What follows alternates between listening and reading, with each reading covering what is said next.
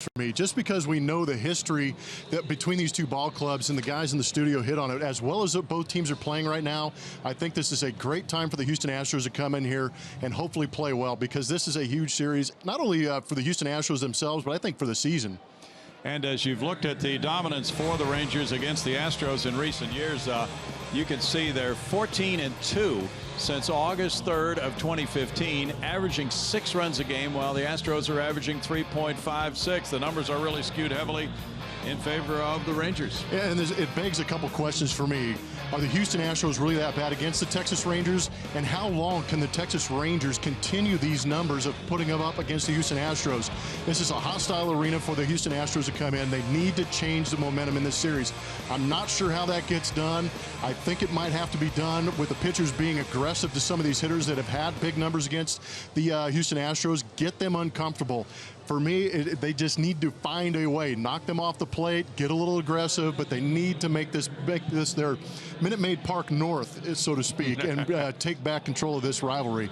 As a player, you're in that clubhouse. How important is it psychologically for the Astros to beat the Texas Rangers? Well, first of all, coming into the series, you know exactly how well you've done here. You know you've gotten beat around a little bit. You know it's a rivalry. You know it's in the same state. You know everybody's talking about it in the media. So you have to change that somehow. It's just up to those guys in that clubhouse. I was in there. It was a little bit solemn. I think these guys are thinking about it, and they know they have a real opportunity, as well as they're playing right now, to change that tide a little bit. And that's the whole thing. They are playing well right now, guys.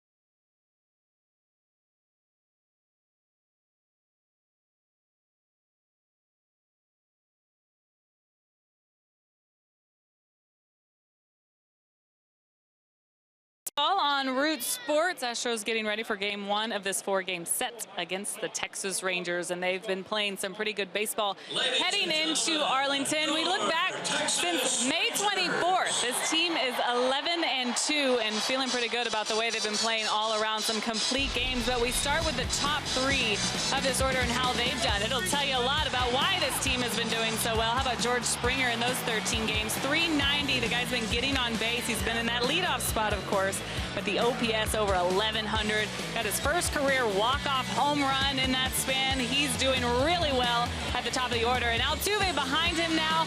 Jose Altuve hitting 340, an 11-game hit streak in the midst of all this. Couple of multi-hit games in there. Continue to wreak havoc on the base paths as well. And then there's Carlos Correa in the 3-hole. How about him hitting 314? He had some walk-off hits in there, couple of them, and a big pinch hit homer in that span. 386 OBP and the 529 slugging for him. So these top 3 playing really well right now, and they're going to need these 3 to play well against the Texas Rangers, which is something they haven't been able to do when you look at the numbers back since August 3rd.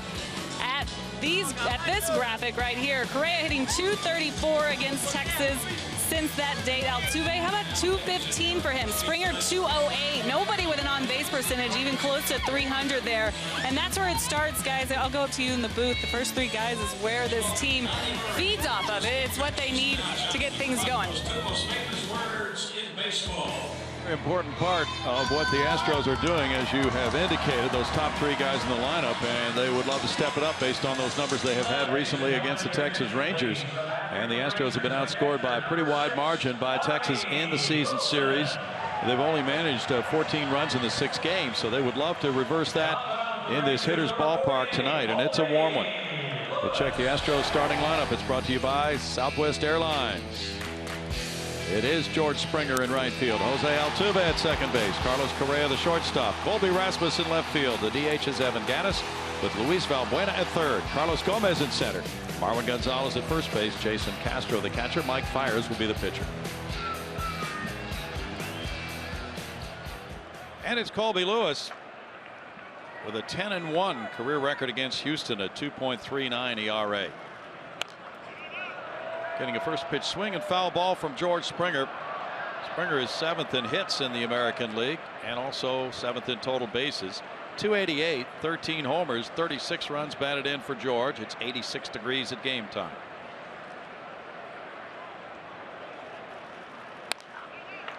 Springer fouls it, and Blummer, we expect to see a high dosage of sliders from Colby Lewis tonight. Yeah, Colby Lewis is not a guy that's going to come after you and attack with the fastball on a regular basis, because he averages around 87 miles an hour on that fastball. And we also heard that he does throw a BP fastball, which means he takes about 3 to 5 miles an hour off it.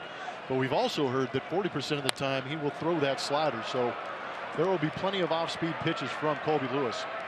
Out in center field, it's Ian Desmond running it down. Out number 1. Here's a good look at the rest of the numbers. That's at 87.1 fastball velocity, second lowest in MLB. But it's pretty impressive the way he's able to move that fastball around the zone and create that 190 average against that fastball at 87 miles an hour. Now, in recent days, the Astros were able to face and beat Jared Weaver, who was far less in velocity, but they didn't pound on him, but they did beat him. They would take any kind of a win tonight. There's ball 1 to Jose Altuve. He's put together an 11-game hitting streak, a .330 hitter with 9 homers, 31 runs batted in. He lines one to left field. He stayed with that breaking pitch. Takes the big turn, and he will screech to a halt and get back to first base, as it's played well in left field by Ryan Rua. 12-game hitting streak for Altuve. It's one of those sliders from Colby Lewis. We'll take a look at our strike zone, brought to you by MD Anderson. Good job getting out and around that slider for that knock. You can see put on the brakes and the skates. That's his second 12-game hitting streak of the season. That's hit number 1 for the Astros. Carlos Correa hopes to follow it up with one of his own. He's on an 8-game hitting streak right now, hitting .433 over that stretch. And it's high for ball 1. 267 for Correa, 8 homers, 32 runs batted in. We just saw that high fastball just a little bit over the top of the strike zone to a .391 hitter this month. That's what Colby Lewis is excellent at doing. Just tap dance around the fringes and try to get those hitters to chase the fastball, because he really doesn't want to catch a lot of the plate with it, as you have already told us, Jeff. Yeah, that actually looked like 2 pretty good pitches here to start off against Carlos Correa. If he's not getting those edges, it's going to be a rough night having to pitch into the zone against the Houston Astros, and hopefully the Astros can barrel up some of those good strikes to hit. Correa looks at it, and it's 2-1. Lewis off to that 5-0 start that we saw, a 3.09 ERA in 11 starts, has been outstanding. He has not lost to the Astros since June of 2010. 9 straight wins against Houston. He gets a swing and goes to a 2-2 count. And he's had company. This entire rotation has fallen into line for Jeff Bannister. At home, a 2-0 record since 15 against Houston, a 6.05 ERA. So he's had some luck going his way, too. Altuve goes. Here's the throw on a hop, and he is safe with a stolen base. He got out of the chute very well and went on to steal his 17th of the year.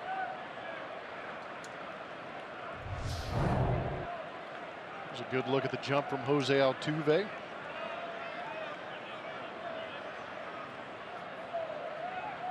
It's a great jump. It was interesting. I was watching him running. He did peek in just to see, because that is kind of an action count for the hitter, to see if Correa took a pass at that ball. That's veteran. It's a veteran move looking in. Correa taps it foul. Altuve aggressive. Now has 17 steals in 18 tries. He continues to lead the American League, and he's worked his way into scoring position for Correa. With runners in scoring position, the Astros with a 247 average now. They've come a long way, though. They're 21st in the majors, but that is actually quite an improvement in that batting average in those situations. Yeah, they would like to erase that month of April. Not that there'd be much to erase. That's a strikeout, and it's out number 2.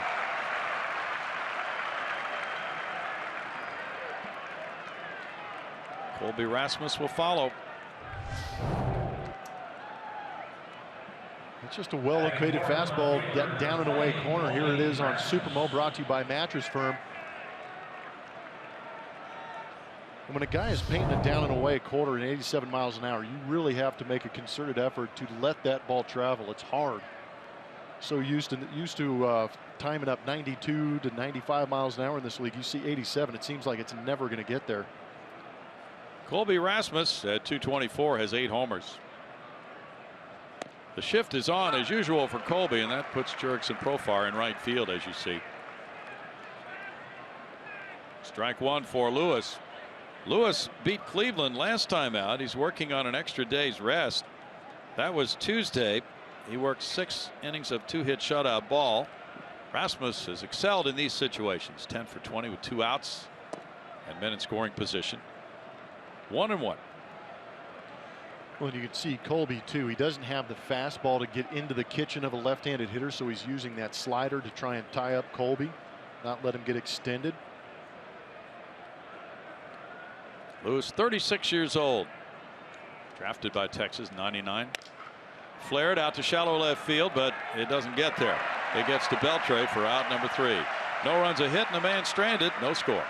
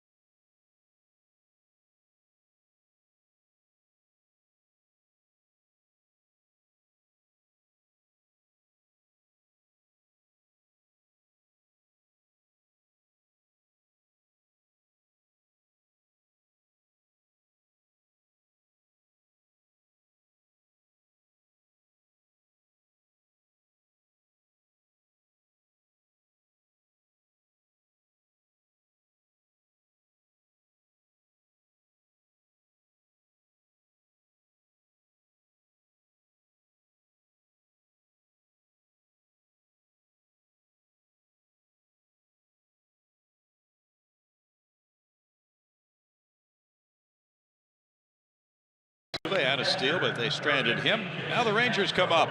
Dallas Keuchel fans walking into Globe Life Park. Here's their starting lineup. Jurickson Profar is the second baseman leading it off, followed by center fielder Ian Desmond with Nomar Mazara in right field. Adrian Beltre is the third baseman and cleanup man. Rougned Odor bats fifth and does the DHing with Prince Fielder at first base, Ryan Rua in left field, Elvis Andrus the shortstop, Bobby Wilson the catcher. Mike Fiers, four-year Houston Astros, gets the start here in the first game of this four-game set in Arlington. You see the numbers on the season. Fiers pitched well in Minute Maid against Texas. He did take the loss, but he went 7 strong, only gave up 2 earned runs. Keep in mind his only appearance here in Arlington was at a relief appearance, and it was his first appearance as an Astro, and he got roughed up in 5 innings, giving up 6 earned runs here at Globe Life. Profar looks at ball 1 upstairs. He's on a 9-game hitting streak. 390, 2 homers, 3 runs batted in with multiple hits in 5 games in a row. Profar. That's a fair ball up the right field line and down into the corner, and he might get 3 bases on this. He will be held at second. Now he's going to go on to third. Here's the relay from Correa, and he is safe. He was being told to stop at second base, but he kept on churning and wound up with his second triple of the year.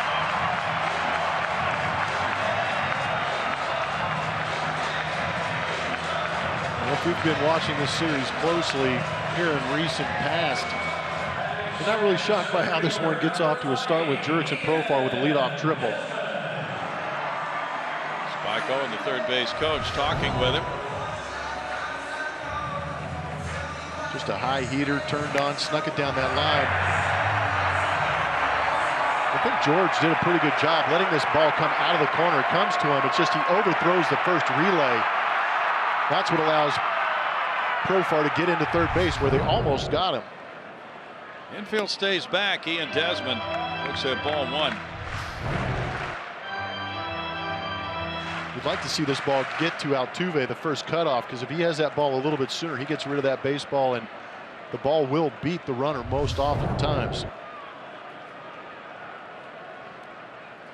Fiers misses down and in, and it's 2 balls, no strikes to Desmond, a .305 hitter with 7 homers, 34 runs batted in. Desmond went 7 for 14 in the 3-game series sweep over Seattle. In his last 13 games, he's been a .407 hitter. He's taken over as the center fielder.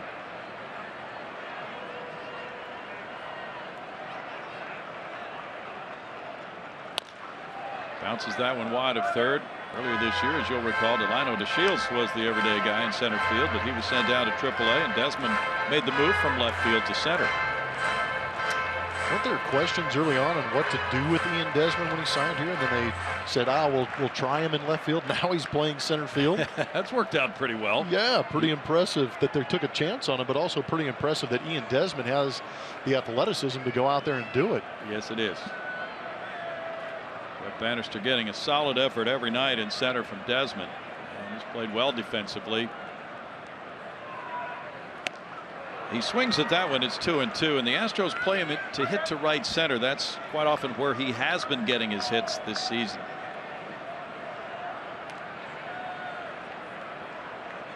Desmond, a longtime shortstop, drove in 62 for Washington last year.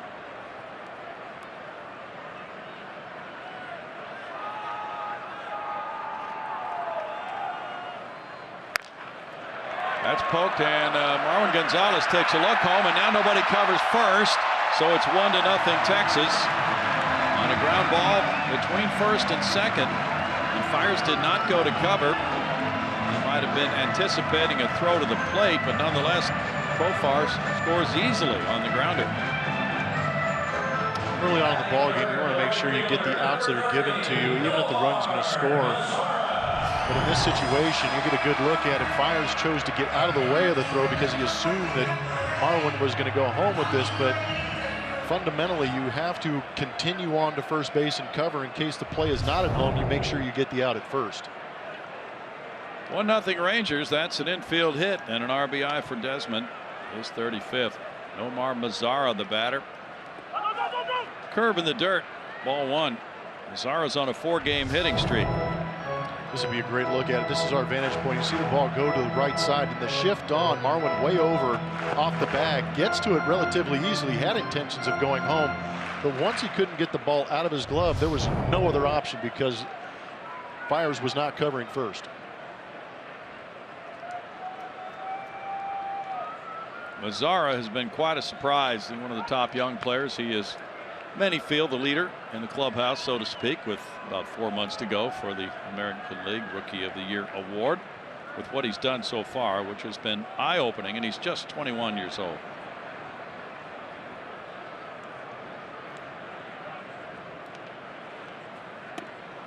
The pitch is up, and it's 2 balls and no strikes to Nomar Mazzara from the Dominican Republic. Mazzara was at AA Frisco and AAA Round Rock last year. Solid numbers in his rookie season and batting third.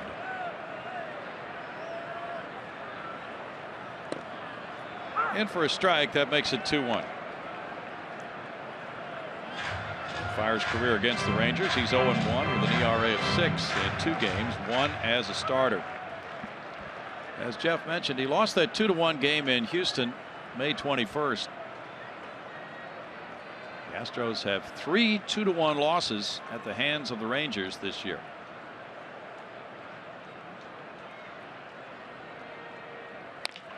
Grounded, and that will sneak on through into right field.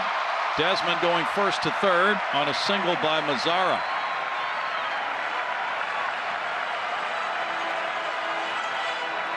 Three straight hits to open the game for the Rangers.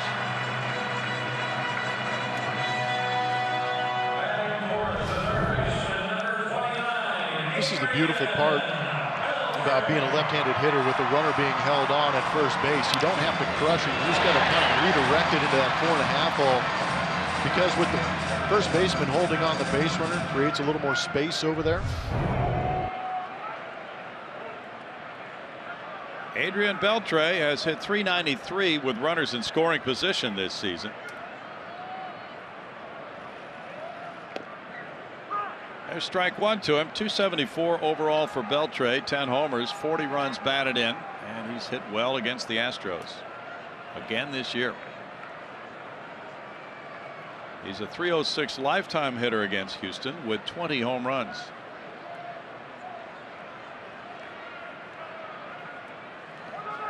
In the dirt, 1-1.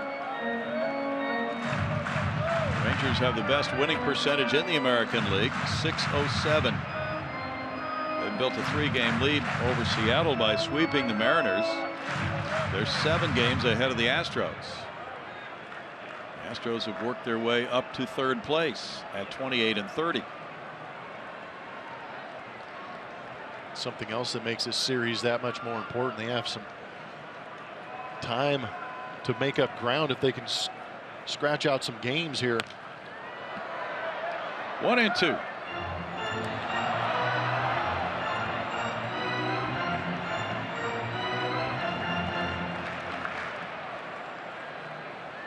Well, we hope our compatriot Alan Ashby recovers well. He's lost his voice and is getting some treatment, and will rejoin the club for the Tampa Bay series. Kevin Aschenfelder will be your partner for the next 3 nights up here in the booth. Yeah, hope Ash gets well. Can't be fun dealing with that. No. Beltre's down on strikes for out number 1. That's a good sign right there from Mike Fiers, getting the strikeout of Beltre. The numbers against the Astros were large, but with that strikeout, you have 1 out in the inning, and now you have a chance to get a double play ball to get yourself out of this mess.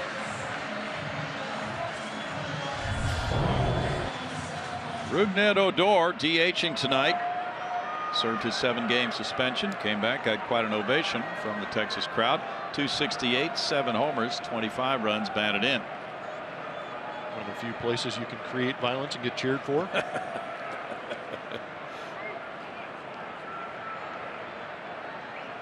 Odor's hit .294 against the Astros this season with a homer, 4 runs batted in.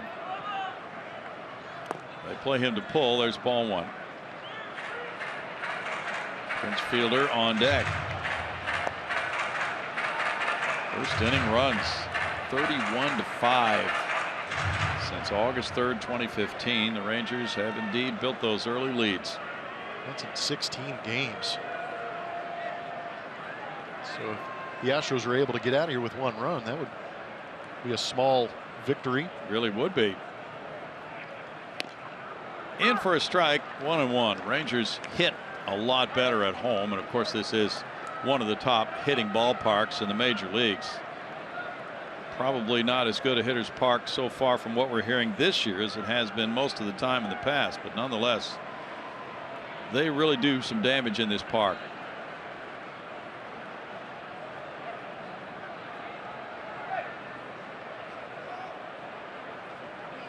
It's a good place to hit.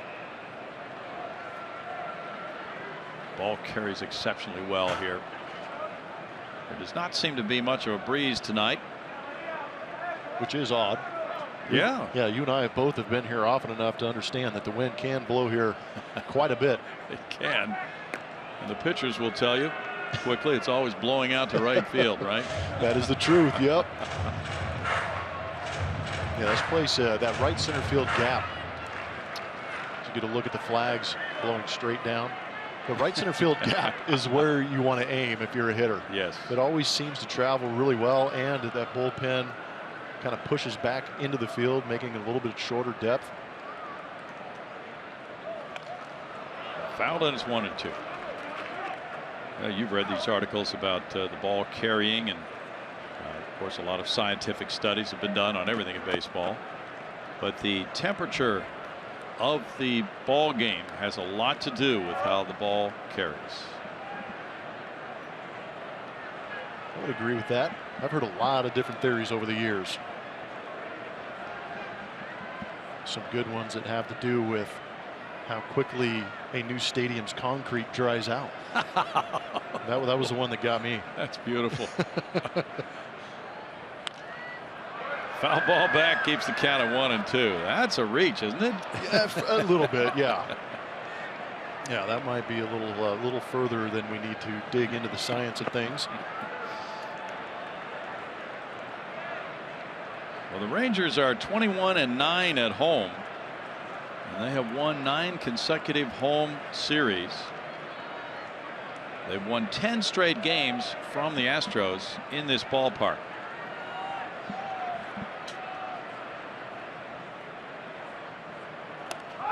This one gets by, and the run will score. Or was he hit by the pitch? Let's see. I don't know. That'd be a good argument right now, because that would keep the run from scoring. Apparently not. It's a wild pitch, and the run scores to make it 2-0. That's something you don't see very often, is a ball get past the catcher, not only to the backstop, that one launched itself into the stands over the net behind home plate. Over the top breaking ball, just yanked down and in. But it cleared the screen behind home plate. Yeah, came up off the arm of Castro and just took off from there. So 2-0 on the wild pitch, the 5th of the year for Fiers. Mazzara into scoring position with a 2-2 count now on Odor, and Fielder on deck. Takes away the double play also.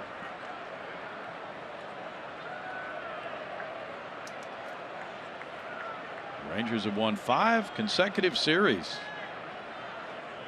and 12 of their last 15 games.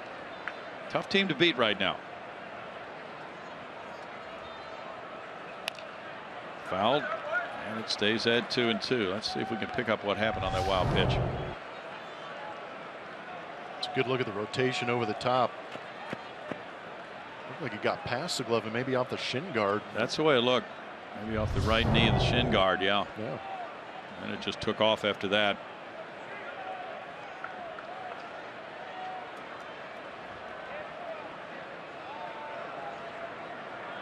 It's Cole Hamels and Dallas Keuchel tomorrow night at 7:05. Yu Darvish and Doug Fister Wednesday night at 7:05. Thursday day baseball at 1:05. Martin Perez and Colin McHugh. Castro and Fiers talk it over.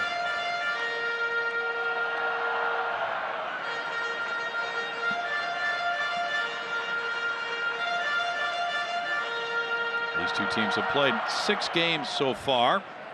All 6 going to Texas, 3 in Houston and 3 here. after this 4-game series. They won't meet again until August 5th in Houston. Rolled out to Altuve. Here's Marwin hustling to get back to first base, and he did not put his foot on the base. Safe at first. So everything spiraling against the Astros here as Mazzara takes third. Odor reaches first.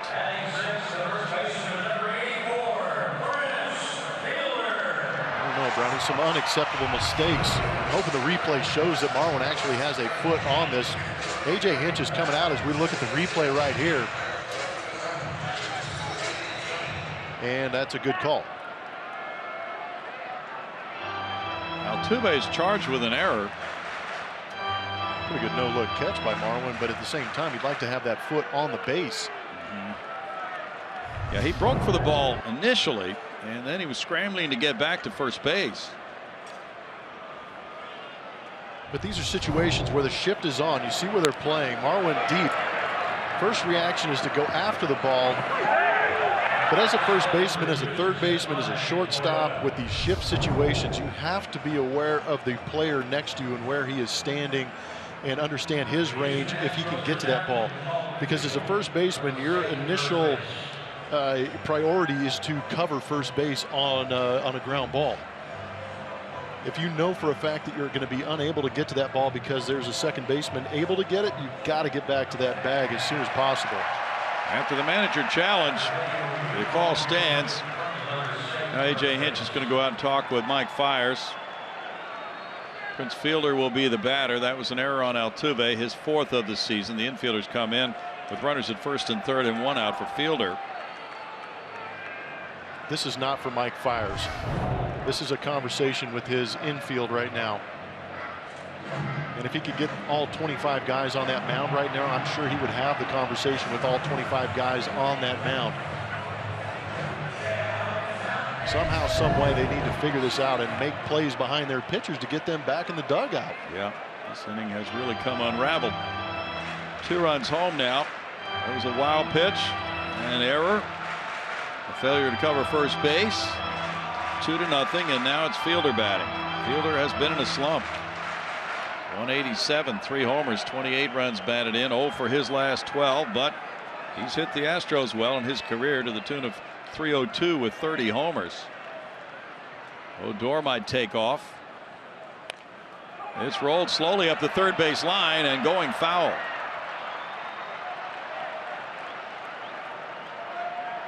Strike 1 to Fielder. Fielder's been losing playing time at first base. With that 0 for 12 and with other players doing well, Jurickson Profar has moved right in, and he was playing second base and is tonight when Odor was serving his 7-game suspension, but he was working out at first before this game today. And Mitch Moreland also has not been hitting too much lately. So Fielder trying to regain some playing time.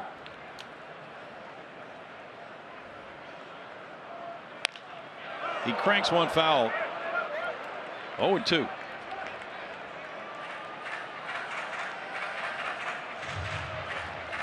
.302 lifetime hitter against Houston with 30 homers, 106 runs batted in.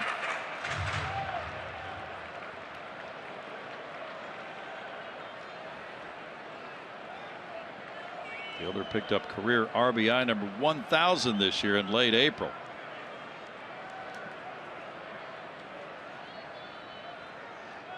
Odor's going. It's hit foul and out of play. Odor has 6 stolen bases in 7 tries. And situations like this present themselves for the offensive team. 2 runs home early, and it's not at all unusual to see a runner take off to try to complicate the inning even further for the team in the field. Just catch them off guard a little bit and put up a huge number. Because you're actually going to create an extra out for the opposing team to get, because with Odor in motion, you're trying to keep out of the double play with Prince at the plate. He takes in the dirt. 1-2. Since the start of 2015, Fielders hit .337 against the Astros.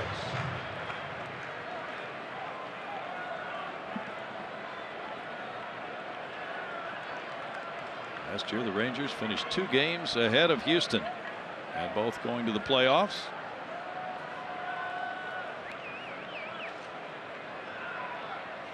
Fielder hit .305 last season with 23 homers.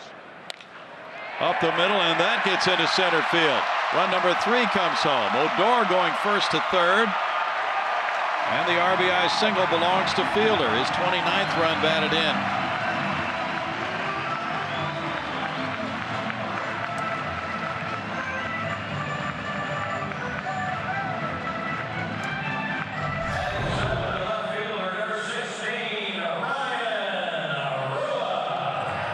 That shift in place, just a ground ball up the middle that nobody can get to. Pitch looked like it was about a foot off the outside corner, but Fielder aggressive on it. Was able to get a barrel on it and shoot it back up the middle. Another first and third situation for the Rangers. It's truly remarkable what the Rangers do to the Astros. 3 runs on 4 hits so far with an error. Ryan Rua, the 7th batter here in the first inning. Chris Davinsky's warming up. Line drive, Altuve. He had some hang time on that one. 2 outs. Rua hit it sharply. Altuve up to grab it. Davinsky's warming up here in the first for Houston. And it's Elvis Andrus.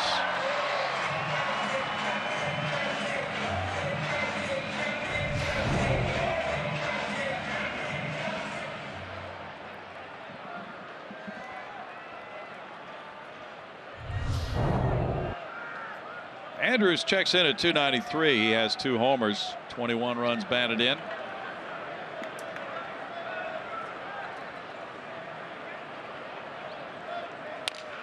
That one's out into center field, but Altuve's in center field for the diving catch. Tremendous play by Jose Altuve.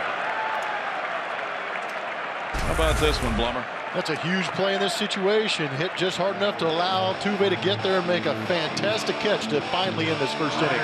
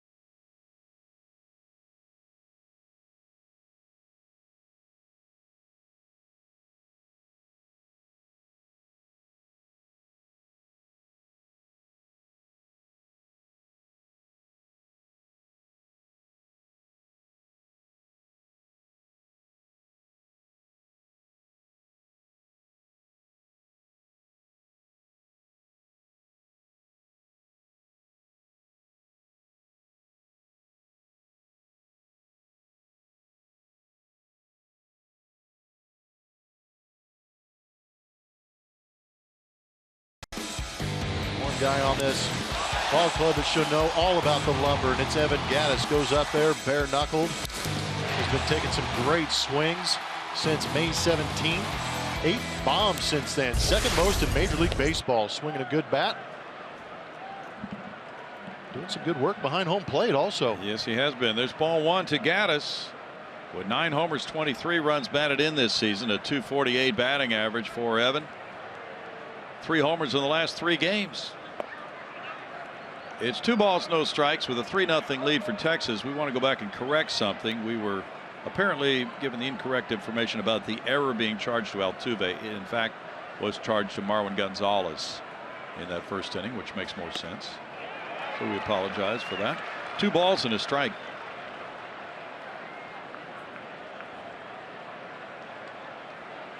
Well, Colby Lewis spotted with a 3-0 lead at home, where he's 2-0 with a 4.50 ERA. Works the second inning. Gets a swing there, and it's a 2-ball, 2-strike count on Gaddis. He was born right here in Dallas. In 16 games against Texas, he's hit .305.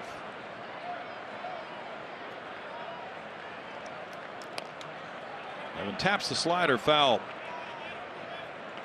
And that has been the go-to pitch for Colby. He shut out the Astros for 7 innings in Houston in beating the Astros 2-1 May 20th.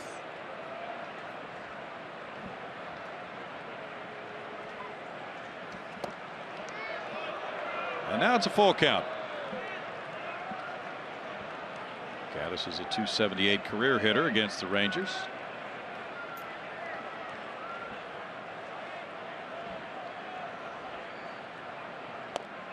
Ball 4 puts him on. He saw that pitch well. It's kind of a gutsy take, but he gets it. It was. Only the 16th walk in 71 innings for Lewis.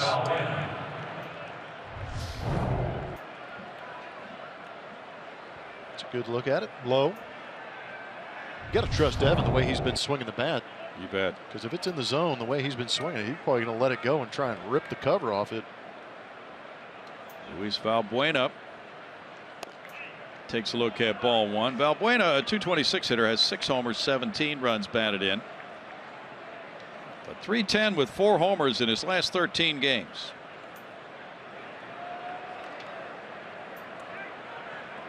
Lewis has been dinged for 10 home runs.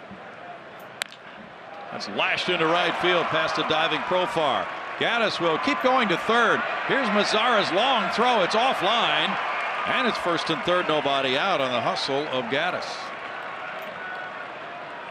Mazara has a big time arm, but was not accurate with that one.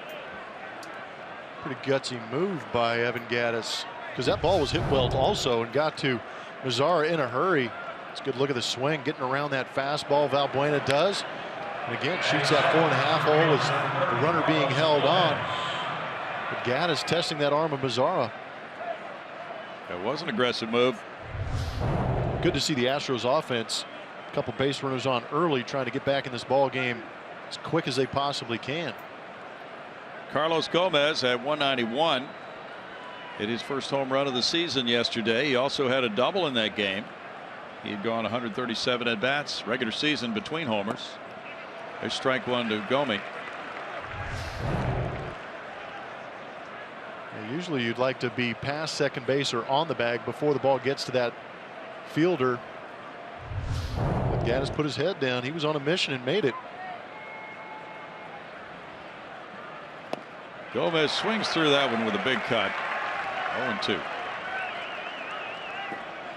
Might have been that BP heater right there. Looked like it. It's a good pitch against guys who have incredibly aggressive and big swings. You just saw why. Yep.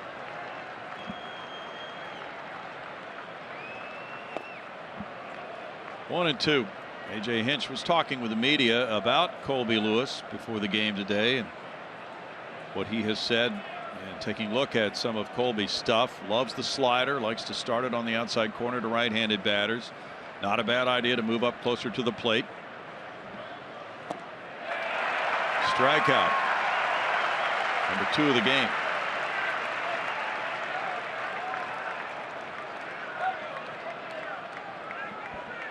Tough to take those strikeouts when you have a runner at third base, less than 2 outs. You bet. Marwin Gonzalez, a .220 hitter with 4 homers, has 12 runs batted in. A .159 road average for Marwin. Jason Castro's on deck. The Astros hoping to do some damage in the 8-9 spots in the order here against Lewis.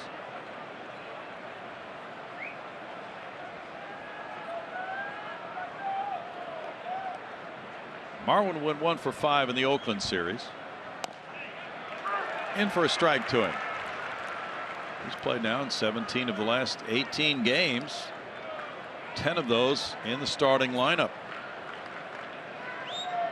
He's the first American League player to make a start at every infield position this year. As for Lewis, who pitched in Japan for a while, he now has 100 professional wins, 76 in Major League Baseball. 1-1. Colby took off some weight, doing a lot of bicycling over the winter after right knee surgery. He worked 204 innings last year. He's from Bakersfield, California, went to Bakersfield College. 2-1. With that 10-1 record, a 2.39 ERA in 16 career games against the Astros, he just has always either pitched well or had tremendous run support.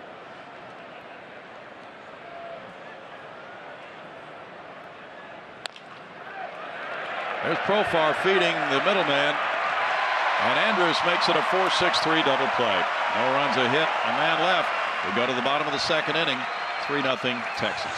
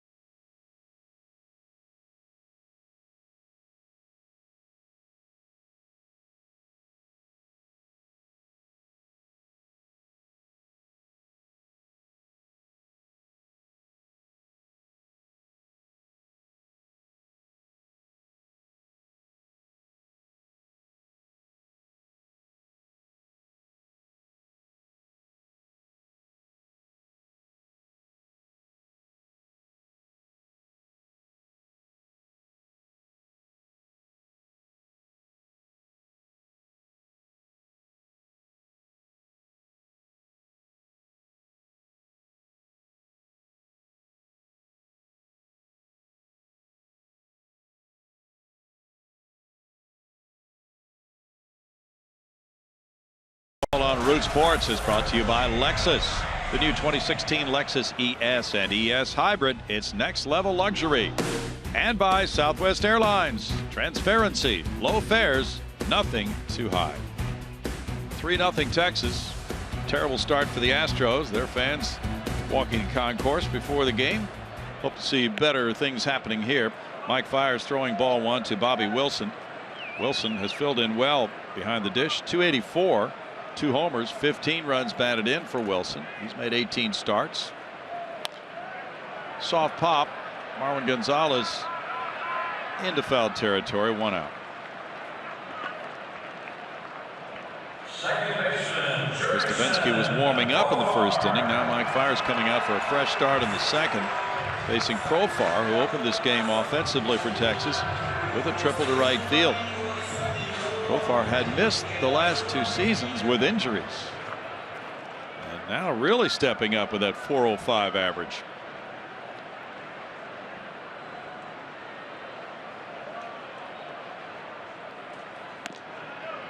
There's strike one for Fiers. Profar is from Curacao, and he had signed as a free agent, was the Rangers' top prospect, but he's had shoulder problems, had a muscle tear, and he didn't play at all in 14, didn't play in 15, surgery on the shoulder.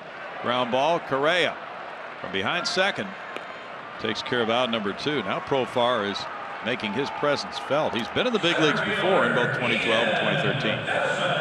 Now it seems like early on here, since being recalled, he's really turned the corner. Pretty good job by Jeff Bannister, too, to get him, Odor, and Fielder into the lineup. A lot of things are going well for the Rangers. They're 18-10 against the clubs in their division. Ian Desmond reached on what was ruled an infield hit. He rips this one into left field, and Desmond's 2 for 2, continuing his strong play.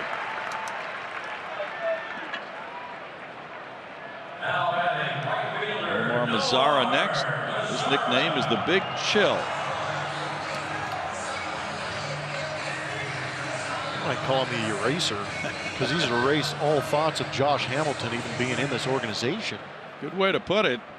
Josh is out for the year after more knee surgery. Mazzara singled to right and came around to score on the Fielder hit. The runner takes off on this pitch in the dirt, and he'll make it easy. Well, we have a call here by the home plate umpire, though. Let's see. Okay, he was hit by a pitch. So Mazzara takes his base. He wasn't moving for a while there. It's a hit batsman for Fiers, his second of the year. It's a curveball again. Got a wild pitch on the curveball earlier in this game. Now he hits Mazzara with it. He has struggled with that curveball last start as well.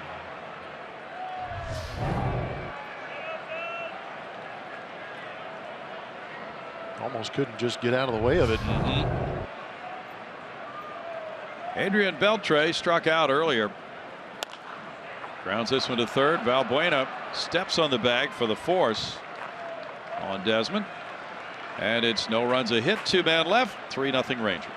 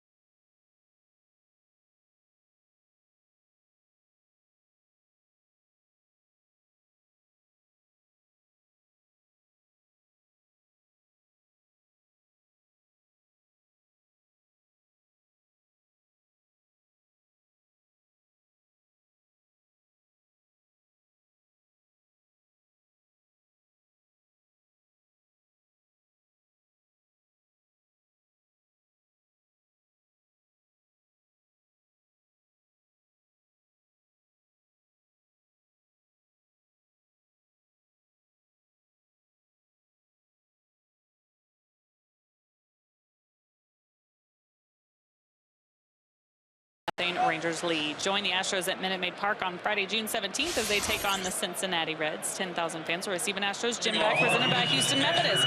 For more info, visit Astros.com or call 1-877-9-ASTROS. Astros looking for their first win here this year. Their first win against the Rangers this year. And talking to these guys, you know, Jose Altuve said it best, when we can't even think about what we did with the Rangers in the past. We have to think about the baseball that we've been playing here lately. Build off of that, winning 8 out of their last 9 and getting it done in different ways, especially here for the offense recently, manufacturing runs without hitting the home run. So a lot of confidence coming in. That's what they have to focus on, not what's happened in the past, guys. Jason Castro fouls it back. There's strike one. Thanks, Julia. 208 for Castro. 4 homers, 14 runs batted in. He said today he got a little bit of extra sleep when the club came up after the game yesterday. He really feels good today. He's hit 118 against Texas this year. He's coming back from that flu-like or upper respiratory situation that he had, and now bangs one into right center field, and Profar unable to make the pickup. So that's a hit for Castro, hit number 3 for the Astros tonight.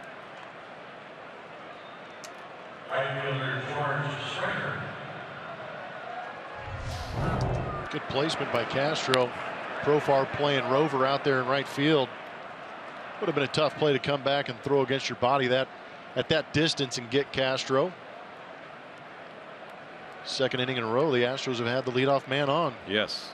At first and third, nobody out in the second inning, and couldn't cash in with a strikeout and a double play ball. Ooh. Foul back. George Springer with strike one. Let's see. Kevin Eschenfelder is doing Tuesday and Wednesday's game, but not necessarily Thursday yet. So we'll wait and see. Hopefully Ash will be back and in good voice again.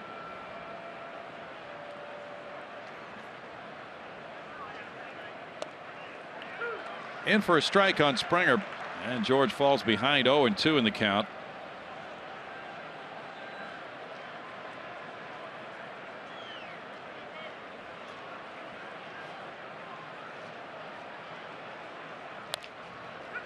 Lewis fields the comebacker, throws badly and into center field. So a golden opportunity for Lewis to get probably a double play, but that would have required an on-target throw, and he bounced it behind Andrews. Yeah, no excuse. That's just a poorly thrown baseball. That was a golden opportunity. Now with the Astros having an extra shot or an extra out in this inning, can they take advantage of it? That throw just spiked. Sure was. Looked like he didn't have a good grip on it. You know what it was? He didn't take that extra step to get his feet under him to make that good throw. Okay. For me. Fielder's choice, and E1. Now Altuve, ball one. Well, this is an opportunity the Astros certainly want to seize, though. Altuve singled in the first inning. He now has a 14-game road hitting streak, in addition to a 12-game overall streak alive. Carlos Correa on deck. Rangers generally have played well in the field. That's their 27th error. Altuve cranks one to right field. Mazzara back. Altuve. Oppo. 3-run homer to tie it. That's number 10, and Altuve creates a brand new ball game, giving him 34 runs batted in. It's been a while since we've seen that home run ball from Jose Altuve, and you couldn't have picked a better time to see it. Really just talking about how Altuve was commenting about how they're playing some small ball right here. They needed the big shot. He provided it. It's some big ball from a small guy. He's been doing that, especially with that Oppo pop that he's been showing this season. Now the Astros get back to square one, and nobody out. Carlos Correa looks at strike one. I wouldn't be mad if they went back to back right here. You wouldn't throw a tirade? No. It's one ball and one strike. What a time for Altuve to step up. Castro started with a single, and then Springer hit the ground ball back to the mound, and what could have been a double play ball wound up an error and an opportunity for a tying 3-run homer. This one rolls out to short. Andrus gets Correa. One out.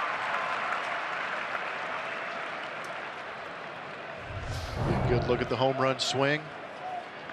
Fastball away. Talked about letting it travel. Altuve did a great job of that. That swing makes you think that he was looking that way to drive the ball the other way. He had gone 119 at bats since his last homer. He's hitting .429 against high pitches, second in the majors. Now Colby Rasmus gets into one, and that one goes foul with good distance. Colby blew him up. Colby Lewis blew up Colby Rasmus last AB with that fastball in. We know Colby, if he's ready for it, can turn on any pitch. Altuve's last homer before a moment ago was May 5th against Seattle. Now 1 ball, 1 strike count. After all the misfortune the Astros have had, the mistakes they've made, they still have a tie ball game now. 2 balls and a strike. The last time they beat, and the only time they beat Lewis, was June 25th here in Texas in 2010 when Brian Moeller was his mound opponent.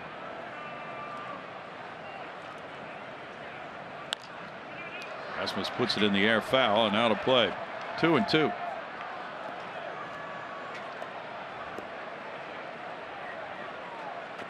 Last year, Colby Lewis started 5 times against the Astros. He won 4 of the 5.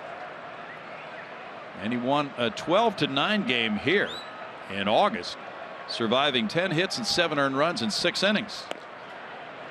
Rasmus takes 3-2, and in that game he gave up 3 homers, including a grand slam by Jason Castro, and still won the game.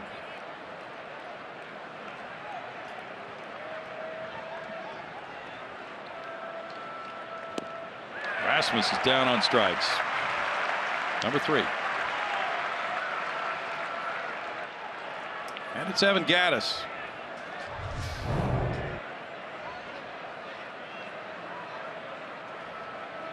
Well-located slider working Colby Rasmus on the inside.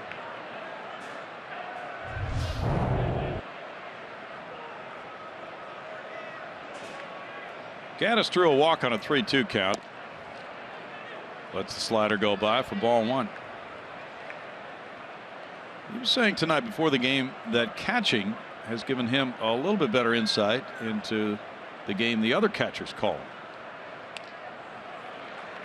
1 ball, 1 strike. He's been thinking along with the other team's catcher a little bit when he's hitting, with that thought process that he uses when he's calling the game. Kind of opens up a lot of other questions for me, Brownie. You're an inquisitive mind. Well, it's good. It's good to hear that Evan thinks that way, but what's to stop him when he's DHing from thinking that way is my question. Well, my point is, if you're DHing, are you really feeling like you're in the flow of the game? Well, I think that's a better point, and hopefully maybe through interpretation, that's what Evan Gattis is trying to say, that there's more flow to the game. You're a little more involved. You don't have that disconnect in between each at bat by not playing defense. Right. Strike 3 call. Lewis regroups to get the next 3 after Altuve. It's an opposite field homer, his 10th of the year, to tie it at 3 and 4.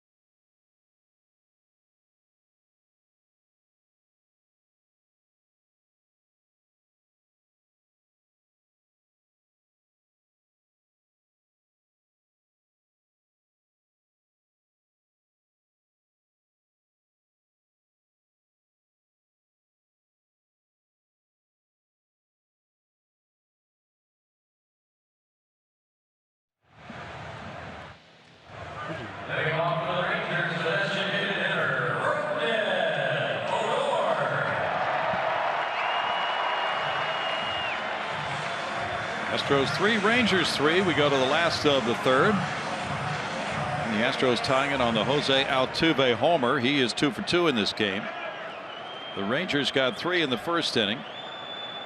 Rougned Odor reached on the error by Marwin Gonzalez in that inning. He takes strike 1. So Mike Fiers gets a fresh start here with his club giving him the run support to erase that 3-0 deficit. The Astros have made some poor choices in the field and just not executed very well. But Fiers gets new life, and it's 1 ball, 1 strike.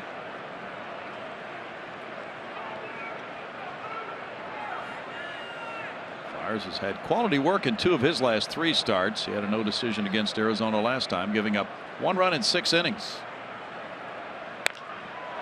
Odor puts one in the air deep right field toward the corner. Springer out of room, and that gives Texas a 4-3 advantage. Odor hits number 8.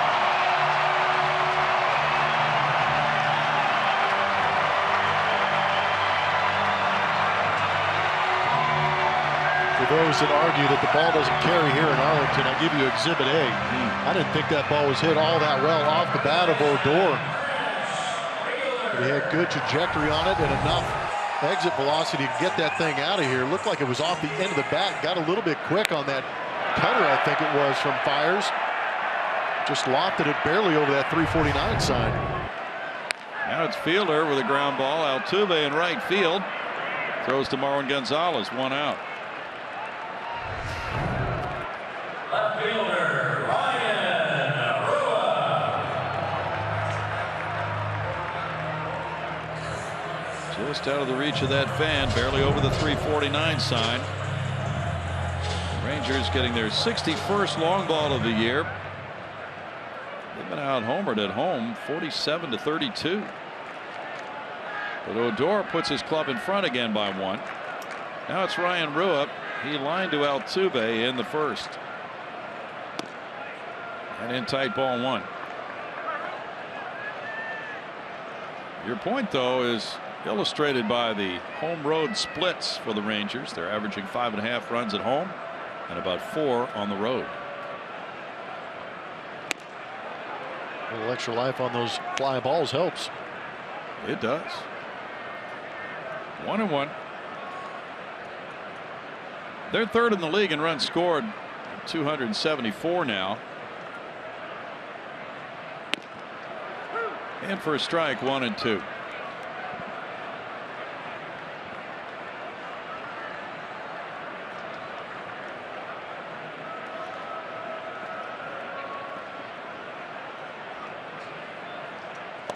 Rua takes it. 2 balls, 2 strikes to the former infielder playing left field tonight.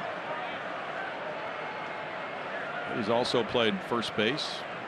He's DH, playing left and right this year.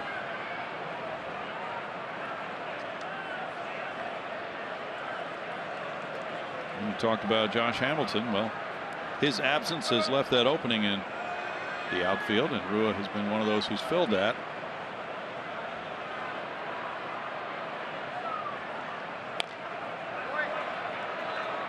Still 2 balls, 2 strikes for Mike Fiers, shooting for win number 4 of the year.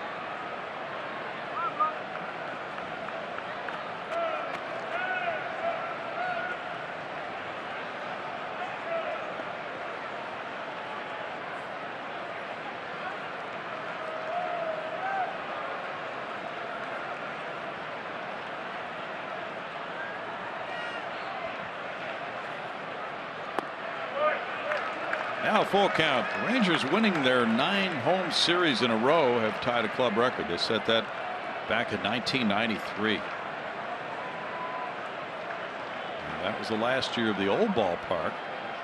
They won the last 9 home series they played in that park. Kevin Kennedy was the manager. Nolan Ryan was on the team. Rua strikes out. 2 outs. Get your running shoes on and join us for the Badges and Bases 5K and 10K run at Minute Maid Park on September 17th. Kids 12 and under can enter the Kids Fun Run, and everyone receives a commemorative T-shirt. For more information, visit astros.com/run. Julia's a runner. She might have some interest. Elvis Andrus hit the line drive, and what a great play Altuve made to close out that long first inning for Mike Fiers on the 8th batter he faced. Strike to Andrus. Tell you what, if the Rangers stay at 3 runs the rest of this ball game, that might be the play of the game. It could be. He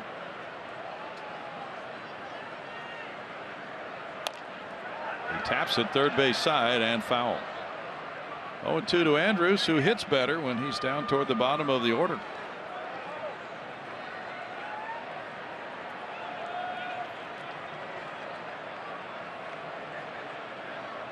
Kind of tough to argue with a manager when he points to the numbers. You're hitting well in the 7 and 8 spot.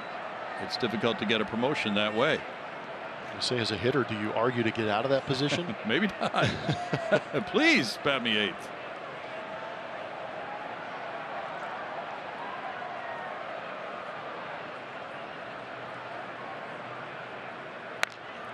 Andrews slashes a line drive. Marwin Gonzalez with the catch.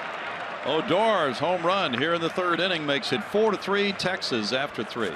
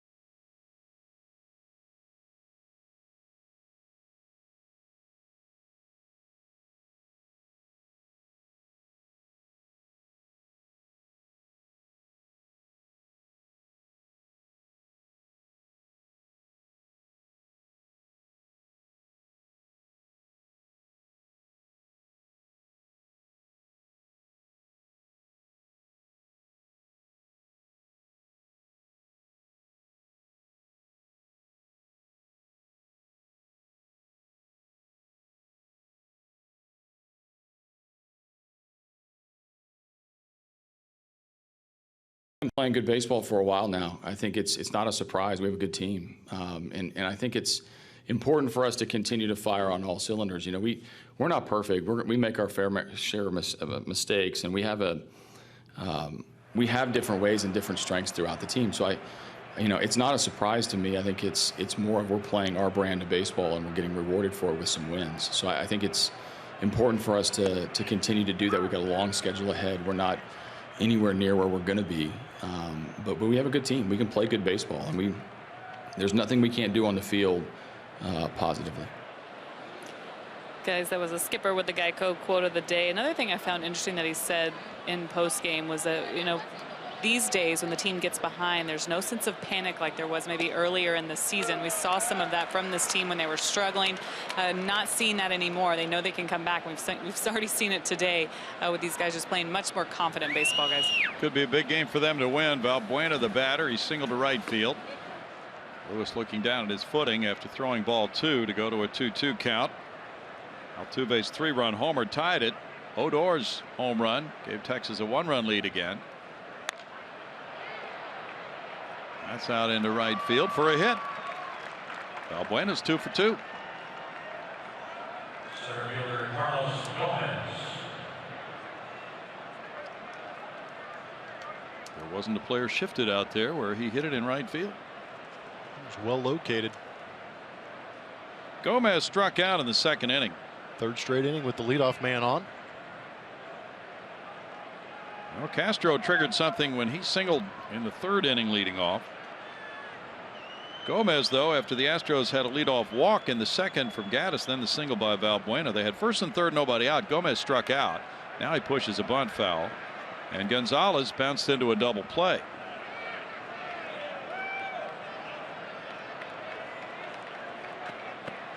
We talked about Colby Lewis's 9-game winning streak against the Astros. Only 4 pitchers have ever had longer winning streaks against Houston. Juan Marichal of the Giants had an 11-game winning streak. Sandy Koufax of the Dodgers 11. Giovanni Gallardo 10 and Tom Glavine 10. Roll to 3rd. Beltre to 2nd, getting the force, and no double play. A 5-4 play to Profar. And Valbuena is still down. Very slow to get up. He's looking at the jewelry. Apparently, a little problem with the jewelry as he came in on that slide. Not sure if they brought that trainer along with them to fix that kind of injury issue. No jewelry repair guy on the infield. Send the bill to Jerks and Profar.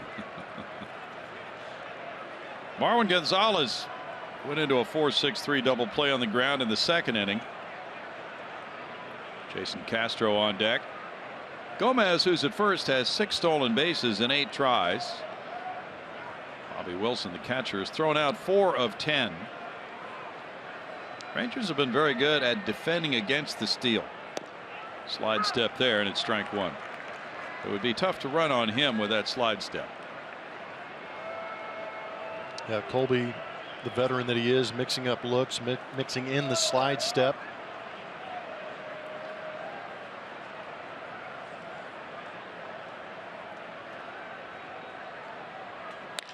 That's smoked on a line to center field and in for a hit in front of Desmond. And now Gomez goes first to third as Desmond holds the baseball. And Ranger fans a little unsettled. Desmond didn't come up firing, but it's first and third, 1 out on Gonzalez's sharp single.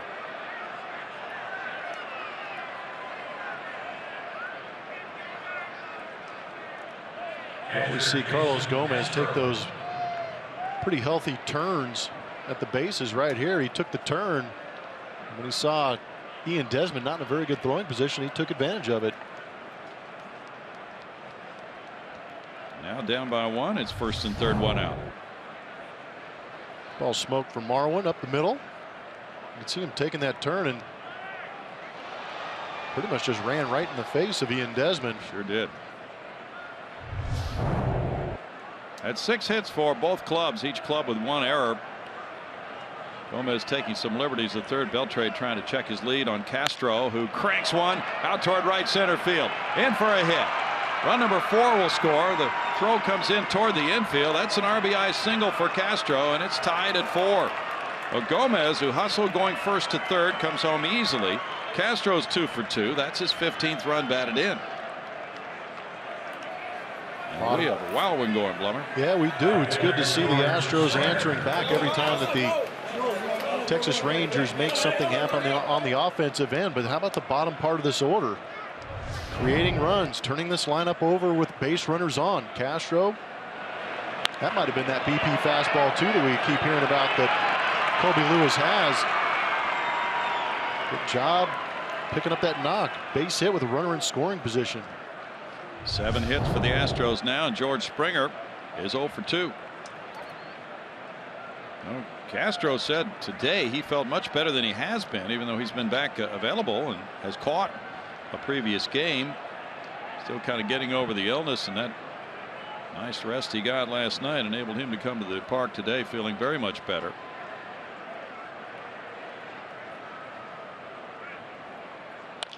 Springer rolls one to shortstop. Here's the play at second, and then the gun on to first by Profar. 6-4-3, and the Astros settle for a tying run on 3 hits. They leave a man. It's 4-4 in the 4th.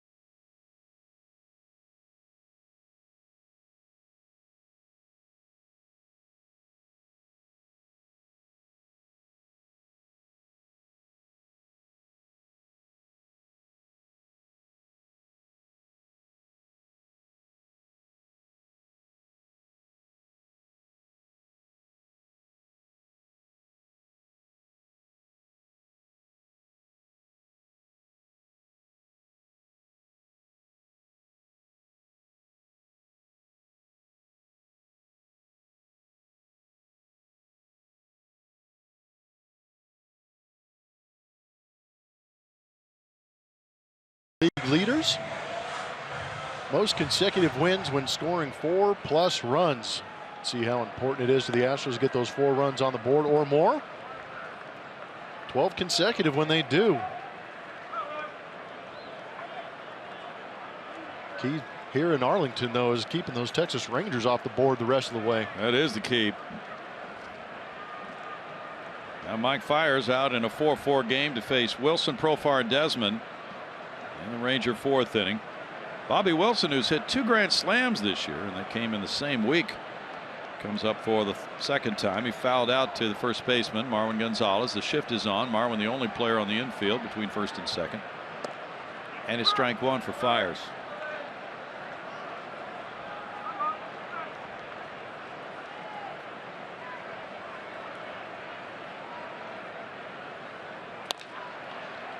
Backhanded, Carlos Correa, long throw from short, 1 out. Now, the last time these two teams played, May 22nd, Texas beat Houston 9-2. And Houston's record was 17-28. The Astros were 10 games out of first after that game. Since then, they've been a different club, going 11-2.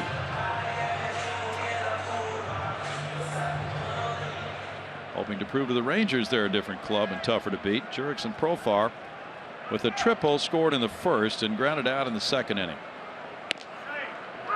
Takes strike 1. I remember coming in after that sweep at home to do that Baltimore series with you, and it was a rough atmosphere coming in after that. It was some deflated spirits in that clubhouse, but they turned it around quickly against Baltimore. That was a great sign. Really was. High shot to right field, way back. Springer turning now. It didn't go where a lot of fans thought it might go. It's out number 2 for Profar. Go back to that situation May 23rd. The Rangers at that point were really flying, and then since then it has changed quite a bit. They had a 10-game lead over the Astros, who were in last place, and the Astros now have really reversed that, and now they're 7 games back. So that's how it's changed in that period of time. But you talked about the Baltimore series. First game of that homestand, the Astros had to work hard to win it in 13 innings, 3-2. Desmond hits a foul ball. He's 2 for 2. And then they went on to sweep that Baltimore series. All of the games were close. They won 3-2 in 13, 4-3, and 4-2. And then, as you and Ash did those ball games in Anaheim, they lost the first one and then started a 5-game winning streak, lost a game, and won 3 in a row over Oakland. And both these teams had weekend 3-game series sweeps, so that brings you up to tonight.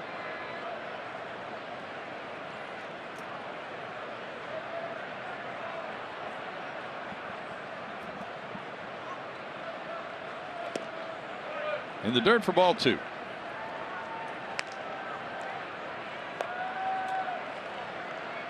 Cubs lead the Phillies 5-0. They're in the bottom of the 7th at Philadelphia. The Phillies, one of the surprise teams. John Lester has the shutout going for the Cubs. He got a home run from Jason Hayward, number 3 of the year.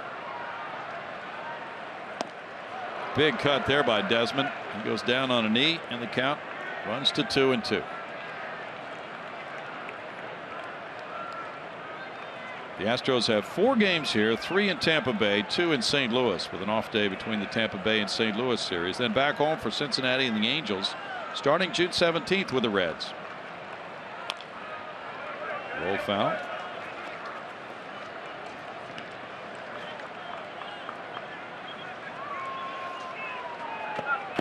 The Rangers really rolling lately. In their last 11 games, they've hit .297 as a team, with a .480 slugging percentage in those 11.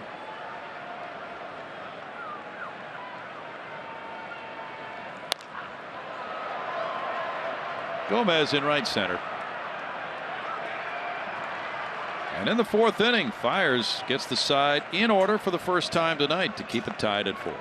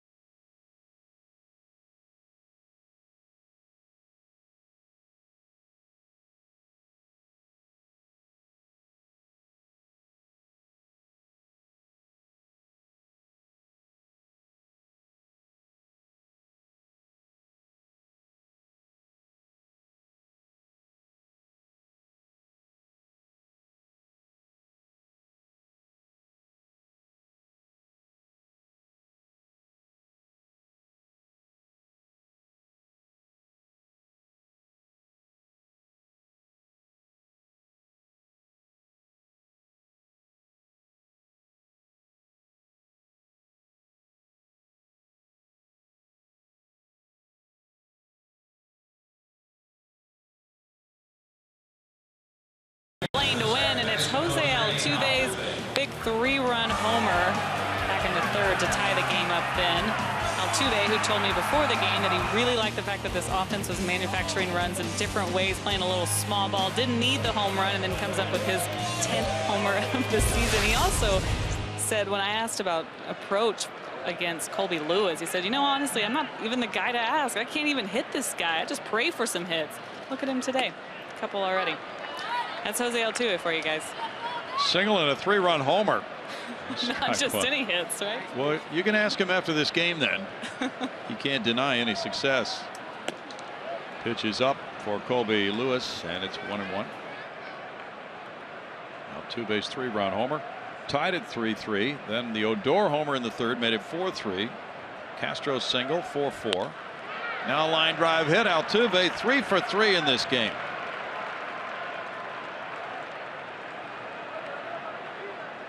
'79 hits for the season. This is game number 59. 10th 3-hit game. Tied for first this year.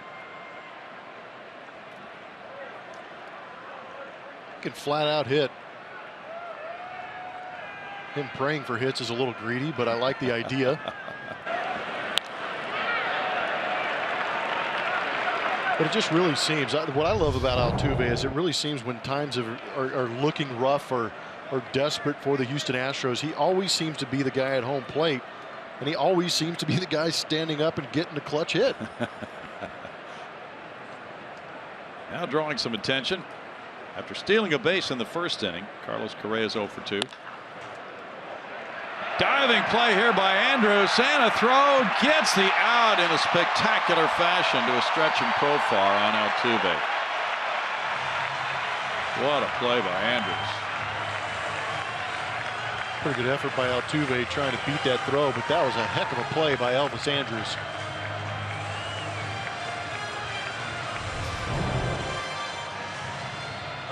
Ball was hit well from Carlos Correa. Andrews showing good range, good body control, able to have a good strong arm on that throw. You just hope nothing happened to Altuve with that knee going hard into that base. Yep. Andrews takes care of out number 1. Now Colby Rasmus is 0 for 2. He rips one that'll go foul. It's fun to watch though.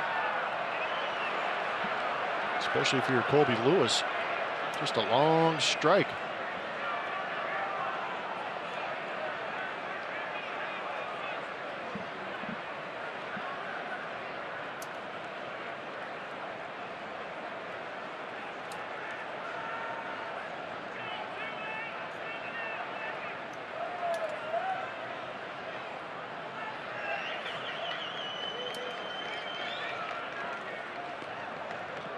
Correa dives back into first. Look at Altuve trying to beat that throw. Right about there, that knee kind of takes a funky move, and you can see the grimace on Altuve's face. It looked like maybe the hip flexor might have gotten involved too. 1-1.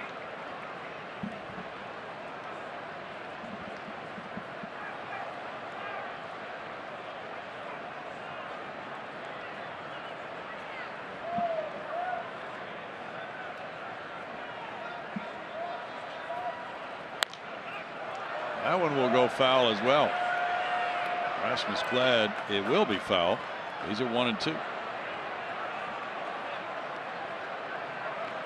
A.J. Hinch's club playing so well in this last 2-week stretch, coming into this 4-game series wanting to set a different kind of tone against the Rangers, immediately falling behind 3-0 after 1, and now it's a free-for-all at 4-4 in the 5th.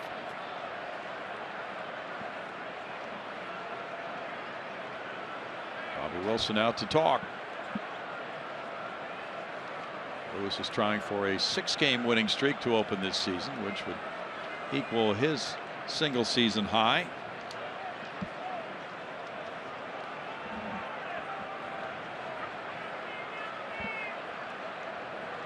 Doug Brocail, former Astro pitcher and pitching coach, is the Rangers pitching coach. Fly ball left field, coming over toward the line. Rua. 2 outs. Academy Sports and Outdoors and the Houston Astros are hitting home runs for Houston. Those home runs benefiting Houston Children's Charity. Most home runs in Major League Baseball since May 17th. Adam Duvall in Cincinnati has been tearing the cover off it, but also Evan Gattis right behind him with 8 home runs. There's a shocker, a Boston Red Sox on one of those lists. Yeah. My gosh, that team can hit. Big time year for the Sox. Gattis is 0 for 1 and hits this one in the air to left field. Rua coming in. No runs, 1 hit. Big play by Andrews to Profar. Keeps this game tied at 4.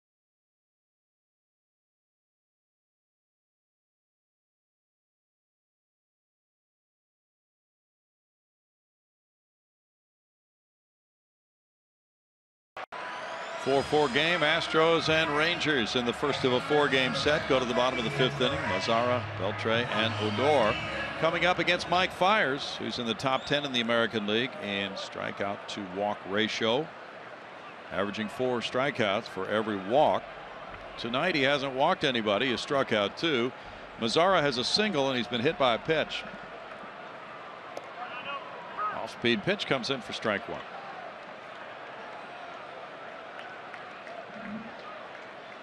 Fiers, 30 years old, from Pompano Beach, Florida. Went to Nova Southeastern College. 22nd round pick of Milwaukee in 09. Tap foul, and it's 0-2.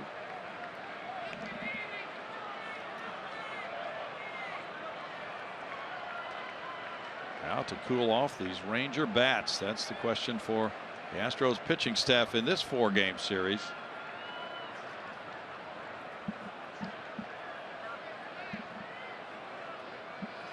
Mazara calls time, backs away. Rangers have hit .281 against the Astros, and they've scored 29 runs in the 6 games prior to tonight.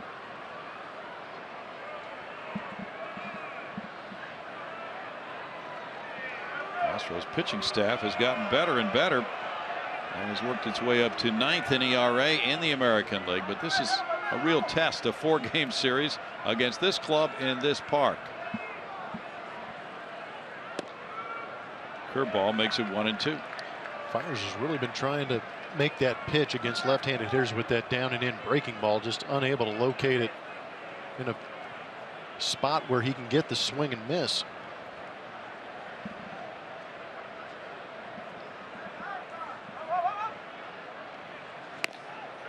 It's 2 balls, 2 strikes.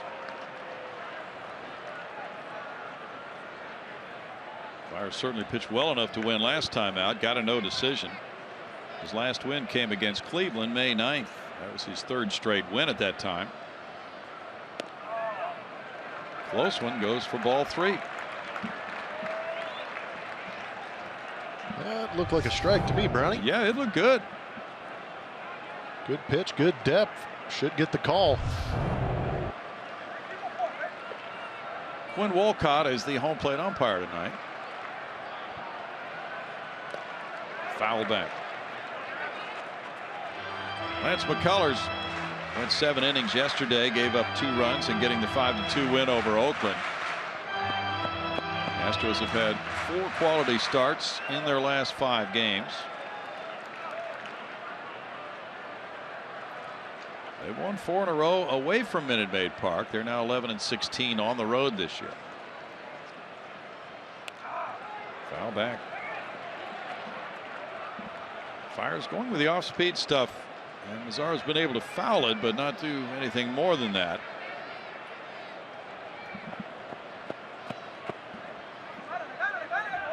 Trey Hillman, the bench coach, on the left. Rich Dower on the right, first base coach. Trey grew up not far from here.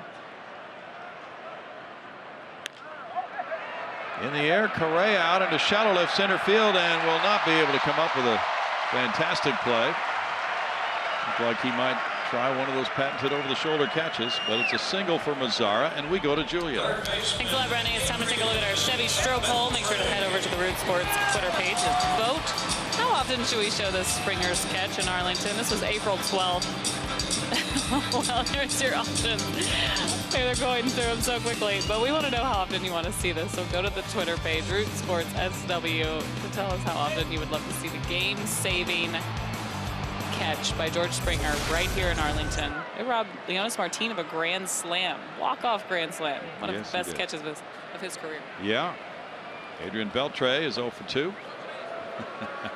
Love his reactions. This ball 1. He gives you some serious body reaction, Blummer. No, he still has fun playing the game. Putting up big numbers offensively, and what's more impressive to me is he's still able to go out there and play a great third base. He hasn't given into that American League role with the DH. Kind of makes you wonder how much longer he can play, because if he's still playing third base, if he moves that DH role and you can still have a potent bat like he should be able to. True. He could play for quite a while. 16 games against Houston since last August 3rd. 381 with 10 runs batted in for Beltre. Only 2 third basemen played in more games at that position. Brooks Robinson and Greg Nettles. In the air, Correa. It's fun to watch Altuve. 1 out. He's kind of looking around near second base. He's almost like Bugs Bunny. He wants to go out there and play all the positions himself. He does. He just can't stand not being able to catch a pop-up. The kid wants to win. He wants to win bad. He wants to do something to help out. It's a helpless feeling. Rougned Odor reached on an error by Marwin Gonzalez and homered. Infield shifts around for Odor.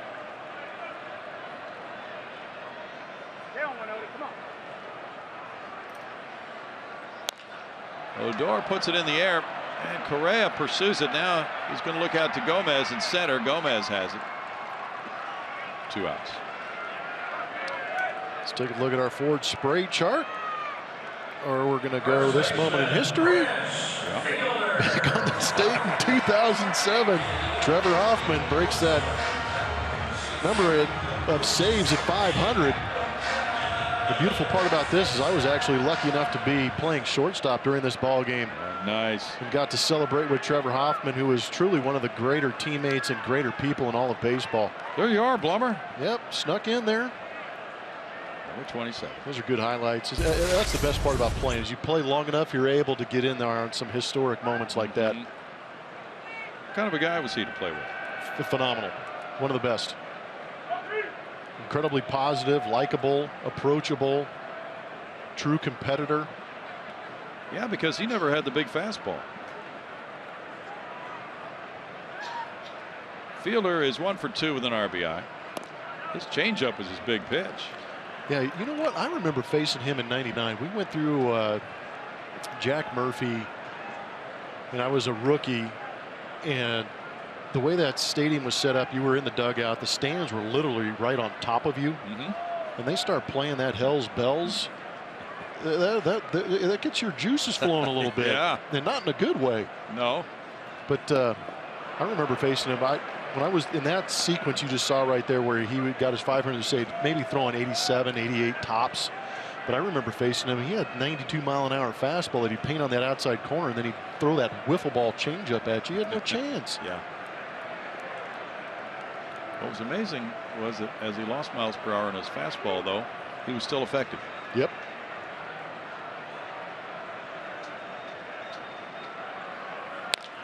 Fielder lines. Altuve diving. Got a glove on it. Couldn't hold it. On out to Springer in right field. A single for Fielder. Mazzara to third base. And his first and third 2 outs for Ryan Rua. Fielder's 2 for 3.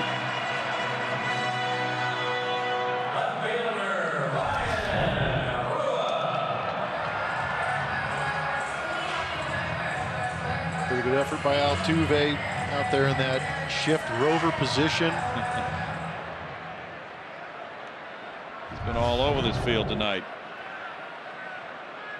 The way he's playing makes you understand that he knows about this rivalry. He knows about the situation this ball club is in against the Rangers. Yes. It's an all-out effort game for him. Ryan Rua 0 for 2, lined out, struck out. In the air, and here's Gomez. And the threat is turned aside by Mike Fiers. No runs, 2 hits, 2 men stranded, 4-4 after 5.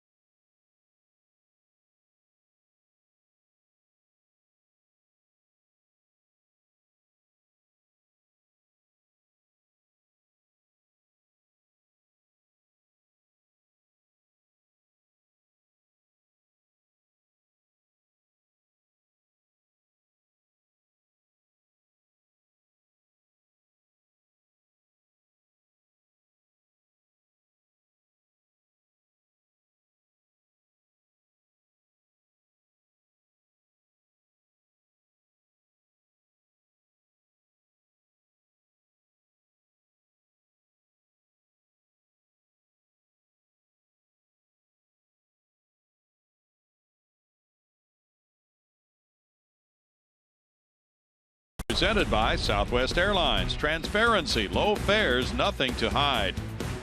By Academy Sports and Outdoors, donating $100 for each Astros home run and $200 for each Correa home run to Houston Children's Charity. And by Neighbors Emergency Center, the best neighbors ever, making lives better. First pitch here, and Colby Lewis throws. Luis Valbuena showing bunt. Takes that pitch for ball 1. No, make it a strike. Yep, that's strike 1. He is 2 for 2. 2 singles to right field. Right field is where Profar is set up right now. Ground ball goes to Profar in right. He drops it though, and Valbuena is on.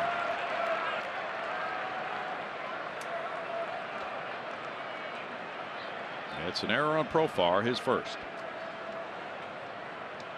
Center fielder Carlos Gomez. Can you really give an error on somebody that's not even playing in the infield? I think you can. Let's take a look at it. I mean, I know he boxed it, but yeah. What do you think? No error? Hit? If he's not in the shift, that's an easy knock. Mm-hmm. That's true. That is just a. Oh, he almost whipped on that. Right. I think that's why he got an error. He just didn't handle it properly. Gomez 0 for 2. Big cut, strike 1. And Lewis has been working Gomez pretty well tonight with the off-speed stuff, with that big swing, not producing contact. It did produce a ground ball into a force play last time. And see, he lost his balance here. 0-2. Oh, man. I'm not even sure how this happens.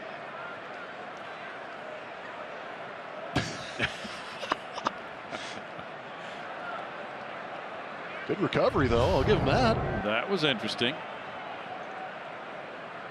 Marwin Gonzalez on deck. Each club with 8 hits. 1-2. A couple of the at-bats at home for Gomez were different. He had the bat more under control, did not take such a big swing to go off balance like that or come out from under his batting helmet. And he got good results. Oh, was that close? Good take. Yeah. 2-2. Got a little bit of a mystery zone going here. See if Colby, man, that's well located. It is. The entire baseball within that strike zone. You should be able to get the call. See if Carlos Gomez can take advantage of the extra pitch. He does. Drives it deep to center field, but it's going to be caught. Desmond is there. And it's out number 1. He hit it well. Well, judging by the reaction of Carlos Gomez, he stood up on it. I thought it was going. Came off the bat looking pretty good. But Desmond was there for the catch, and that's 1 out for Lewis.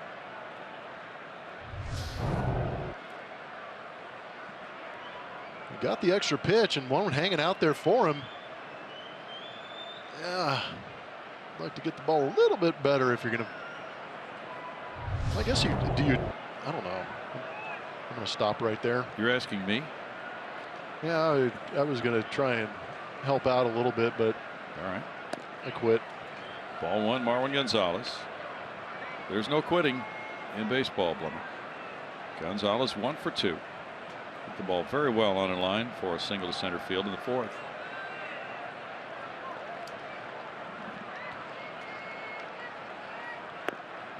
It's down for ball 2. Jason Castro on deck.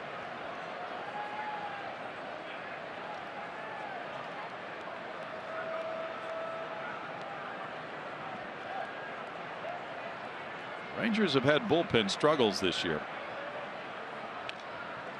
Foul back. It's 2-ball, 1 strike count. The Astros would love to test that Texas bullpen by grabbing a lead here in the 6th inning, forcing a pitching change. The pitch count not bad at all, though, with 82 so far for Lewis.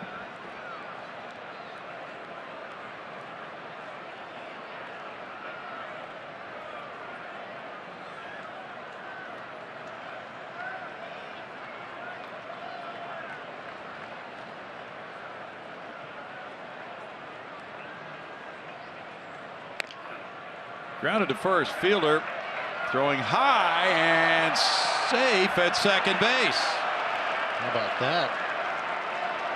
The only hope for the Rangers was that Valbuena would come off the base, but he did not. As Andrews kept the tag on him, but the erroneous throw allows the Astros to set it up here. Put himself in good position, just didn't finish the throw. Did a good job when that ball is on their left-hand side. You make that turn like that.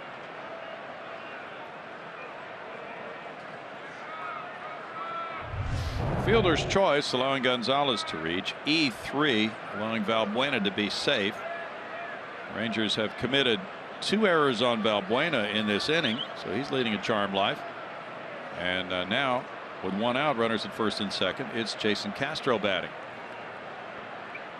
Well, the Astros got that opportunity back in the 2nd inning, 3rd inning rather, when Colby Lewis threw wildly on what would have been a double play ball. That opened the floodgates for a 3-run frame. Now they have another chance to cash in. Castro had led off that 3rd inning with a single. Then in the 4th inning, Jason came up for the 2nd time, and he got another single and drove in a run. In tight to him, ball 1. Let's go back to August 3rd last year. Got him. Up and in heater. Castro pulled the hands in nicely and unloaded. That was the grand slam. It's 2-0. Positive vibes. Positive vibes. 2-0 count. What are you looking for here if you're Castro? I wish you could sit back and say just sit on the heater. Colby Lewis has shown a propensity to throw some off speed and fastball counts. Pick off at second. Valbuena back. Pitch was called a strike, so it's 2-1 now. And there's some bullpen action going for Texas.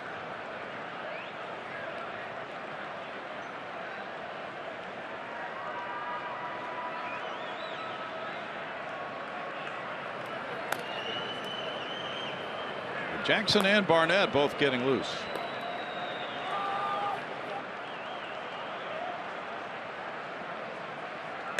And tie it in.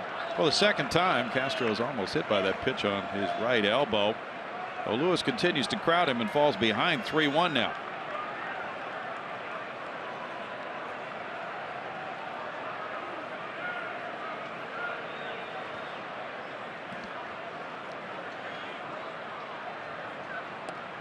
And it's outside, ball 4. The bases are loaded now. 1 out for George Springer. These base runners on. We're going to take a look at our Lexus defensive ratings.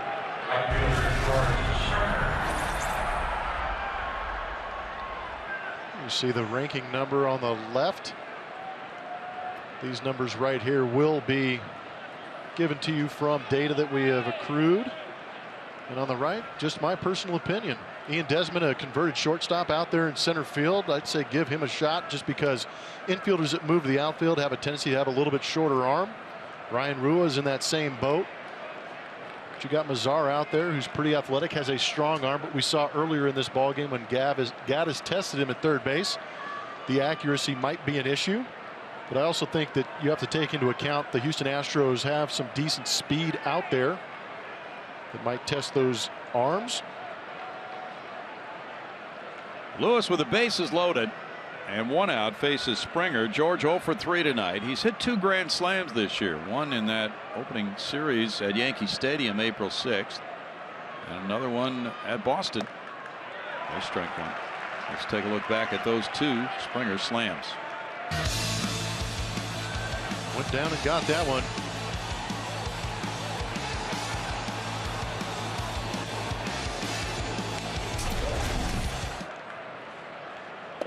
Springer takes and quickly is behind. 0-2 in the count. Colby Lewis is doing a good job of working both sides of the plate through that first pitch slider. Got George trying to go out there and get it, anticipating the slider, but then came back.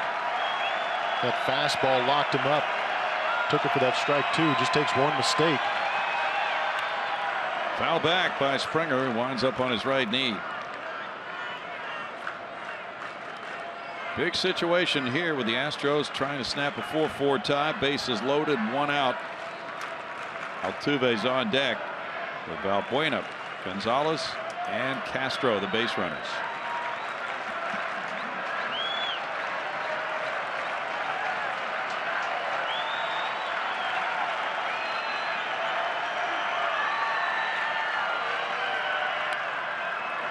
Springer hangs in at no balls, 2 strikes. Good job fighting off 2 tough pitches to stay in this count. Needing contact, and he's produced much better contact since he became the leadoff man. George is 2 for 3 with the bases loaded this season. Those 2 hits, the slams, of course.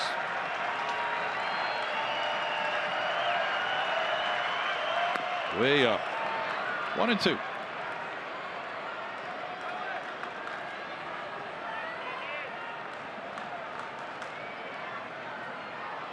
Rangers have the 5th best ERA in the American League, 3.93. Have Yu Darvish back in their rotation now. That one won't travel. It's to shallow left field. Elvis Andrus out. Making the catch for out number 2. And Altuve will bat.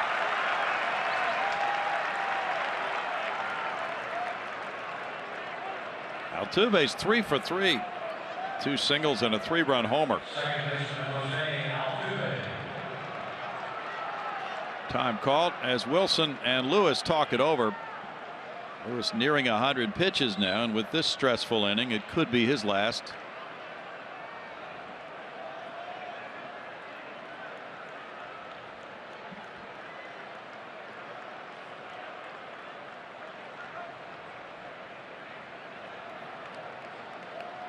Rangers are ready to make a move, but they're hoping Lewis can get them one more out.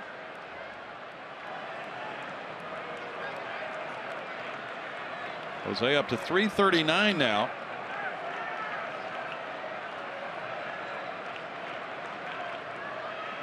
Right man, right spot.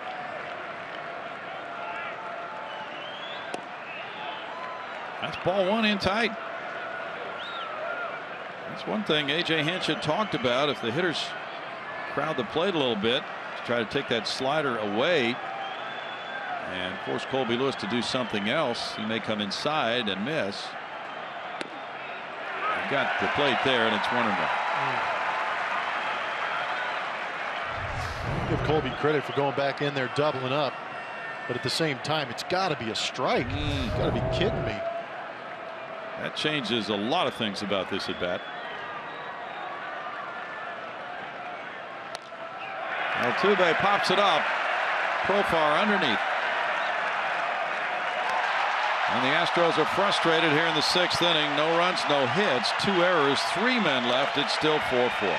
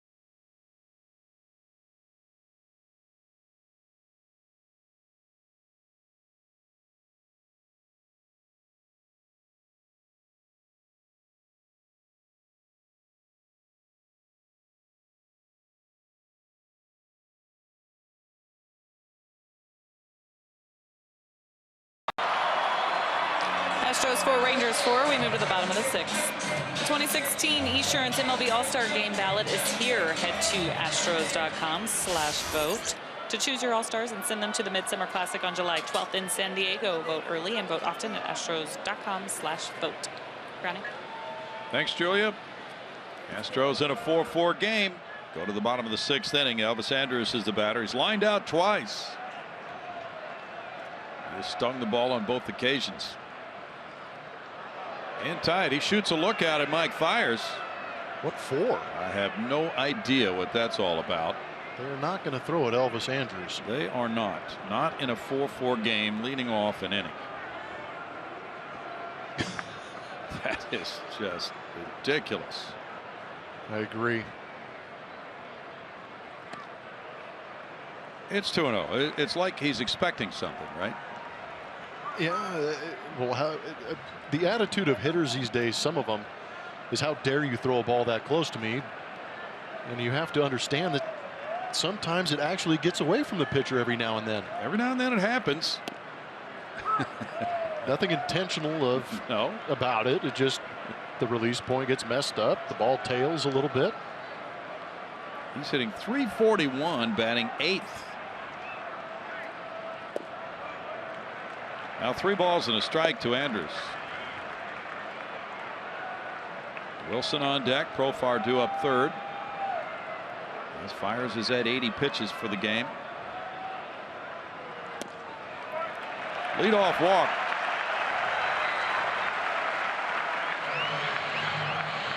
First walk of the night for Fires.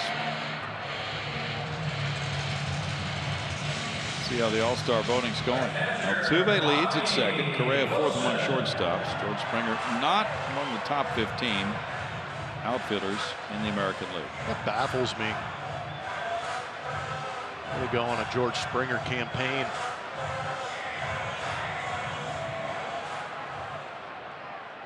Altuve's going to be there in the end, but George Springer, for me, if you just look at the numbers and look at the defense and see what he adds to this ball club, he's playing like an all-star here in the first half. He really is. You know who else is pitching like an all-star? Will Harris. Man, yeah. He's got to be a manager's pick.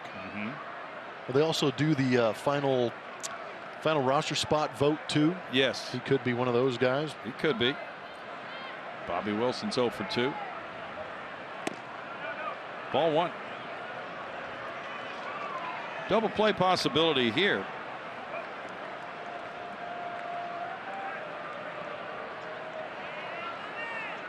Wilson, though, is only grounded into 2 double plays and 76 at bats. Throw over to first.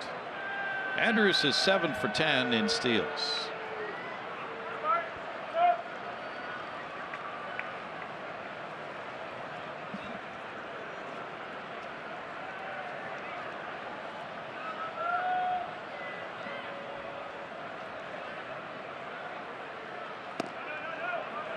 Now 2-0. Houston bullpen is busy. And Michael Phillies.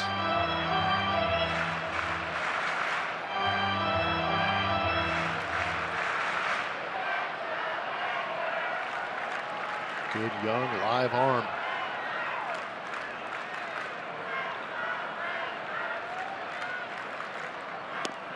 In for a strike. 2-1.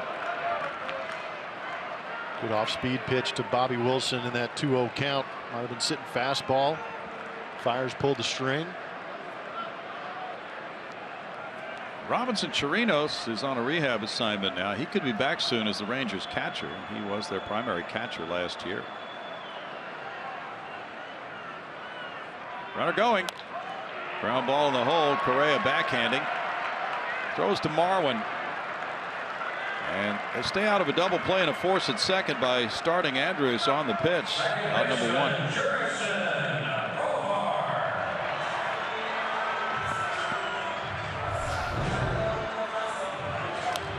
1-0 and 2-1 counts are action counts. Means it's a good time to start that runner. And that's going to be it for Mike Fiers, with Michael Feliz headed for the mound. Fiers going 5 1/3 tonight. It's a 4-4 game as he departs. Feliz will inherit a runner at second and 1 out when he comes in to face Profar right after this.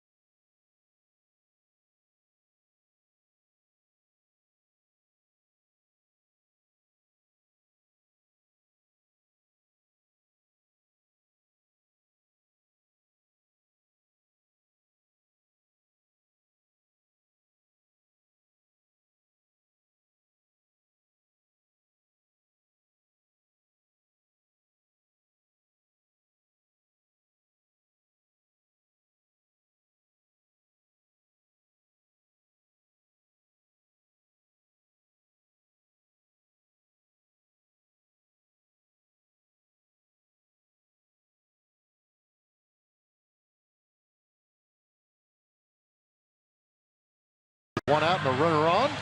This pitching performance is brought to you by Kubota. It will be Michael Phillies, who is now in this ball game since May 1st, that 4-1 record. That outstanding ERA at .44 and the opponent batting average. This is pretty impressive. .06 against Michael Phillies. Great fastball, great slider. Throws the occasional changeup, but the ability to locate at 95+ miles an hour is a beautiful thing to watch from Michael Phillies. Last 7 games, 3-0 with no runs, 2 hits, 18 strikeouts, and 2 walks. Profar takes his first pitch. Profar is 1 for 3, a triple and a run scored. First pitch is ball 1. He's with that very good performance against the Rangers. The 3 hitless innings. May 20th, that was at Houston. And he had no walks and struck out 6 Rangers in 3 innings that night.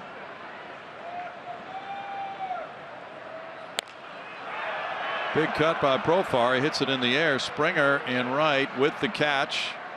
No advance. Springer has that big time arm. Well advertised. Andrews is staying put. 2 outs. George has 6 outfield assists this year. Got a little big on that fastball. He did. Sometimes you try and drive the ball, you create a little bit longer swing. Ian Desmond has a pair of hits tonight. He's 2 for 3. Phillies worked on Saturday against Oakland. Pitch scoreless baseball. That's punched to right field deep. Springer way back with the catch. Just at the edge of the warning track to end the 6th inning. No runs, no hits, and a man left. Phillies keeps the score at 4-4.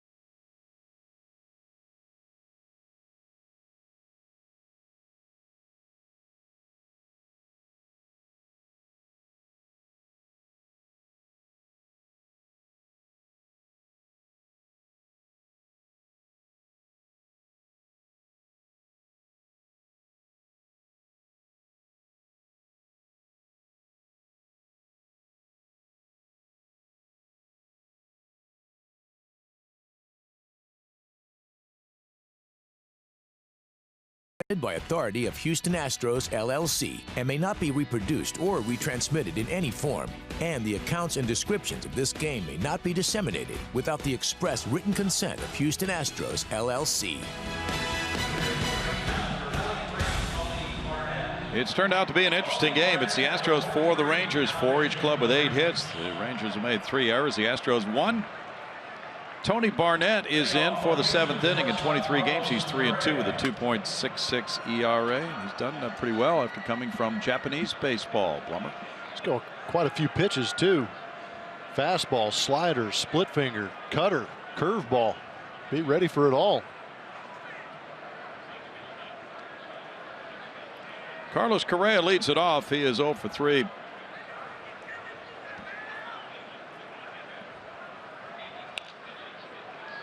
He taps a breaking ball, strike 1. Colby Lewis in 6 innings allowed the Astros 8 hits, 4 runs, walking 2, and fanning 4. Mike Fiers went 5 1/3. He allowed the Rangers 8 hits, 4 runs, walking 1 and fanning 2.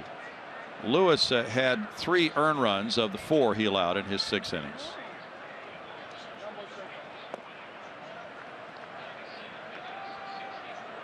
It's 1-1. 97 pitches for Colby Lewis. 64 were strikes. This Ranger bullpen has an ERA of 5.01. 9 wins and 12 losses. First baseman Fielder digging up the right field line into foul ground. Tries the over the shoulder play. Can't get there. 1-2.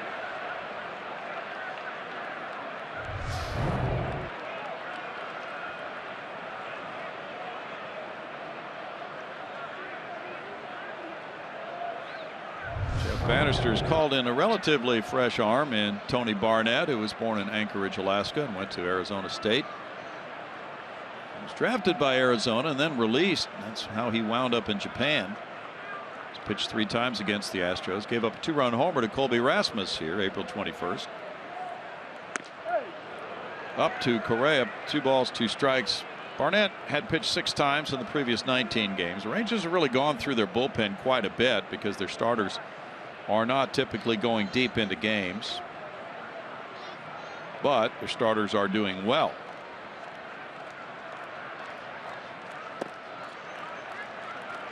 Three balls, 2 strikes. Ranger starters are 25-10 with a 3.42 ERA. Most managers will take that.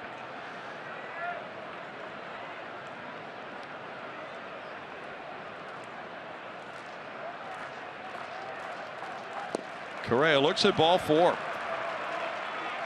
And the Astros get another leadoff man on. They did it in the 2nd, the 3rd, the 4th, the 5th, the 6th on an error, and now the 7th.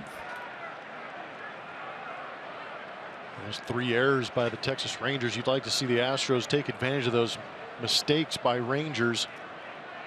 But again, they just continue to create opportunities. It's that batting average with runners in scoring position, unable to push those guys across.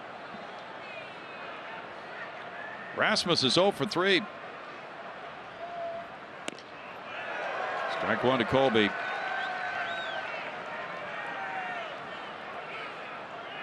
Statistically, I guess you really don't count Valbuena leading off an inning because he's on an error, but nonetheless, it's 7 straight innings of the 8. Or 6 of the 7 rather that the Astros have had the leadoff man on base. And the throw goes over on Correa. Carlos is 8 for 11 in stolen bases. The Rangers have allowed just 19 steals. They've caught 10. Altuve stole a base. That was in the 1st inning.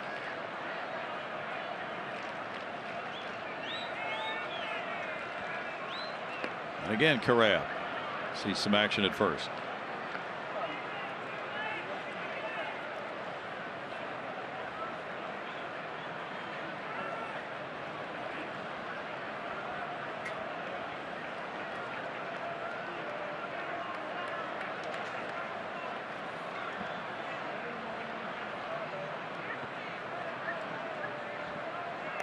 Way outside. In fact, the catcher Wilson couldn't make the catch on it, and that is a wild pitch, getting Correa to second base.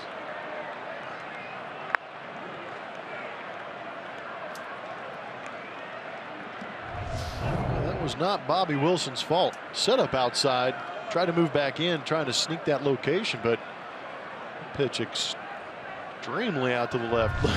Did you see that look he gave Barnett? Like, what was that?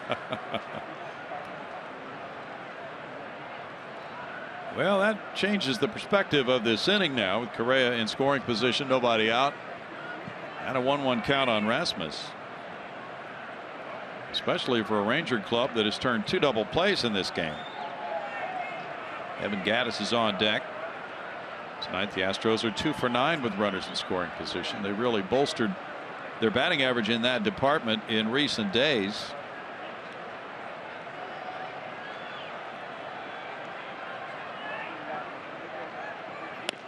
in tight on the breaking pitch, and it's 2-1. Tony Barnett pitched for 6 years with the Yakult Swallows in Japan.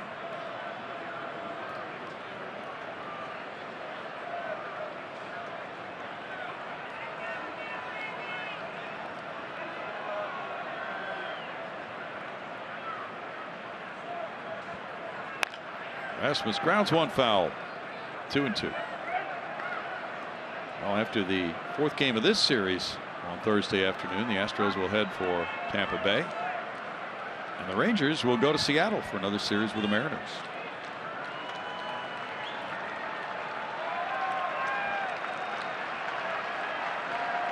A.J. Hinch and Colin McHugh talking over something.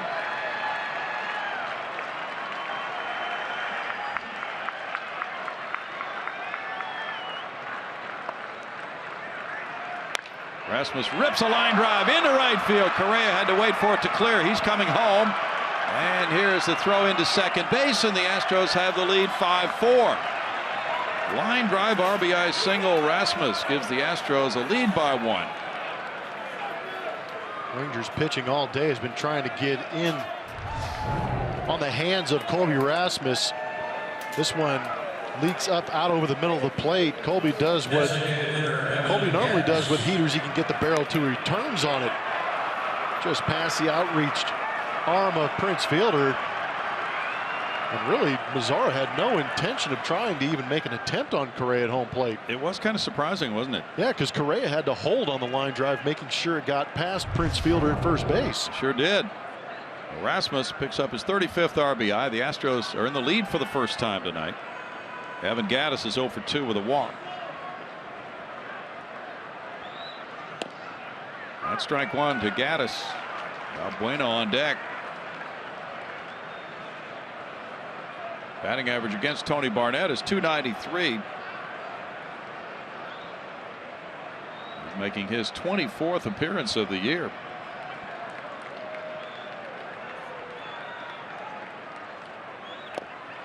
That's fouled by Gattis. No balls and 2 strikes. And some of the folks who follow the Rangers are checking out all these bullpen appearances and wondering how things will hold up for the Ranger pen. Jake Diekman, the left-hander who throws so well, has 26 appearances. Sam Dyson, who's the closer now, has 29. And Sean Tollison, the former closer, has 20.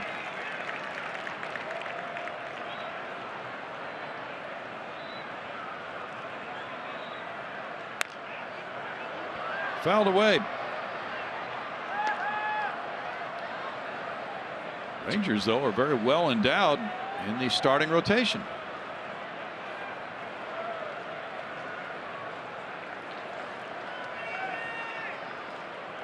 Cole Hamels and Derek Holland, 2 lefties, are having good seasons.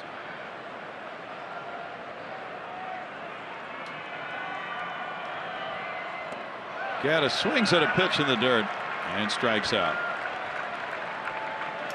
1 out. Strikeout number 5 for Ranger pitching tonight.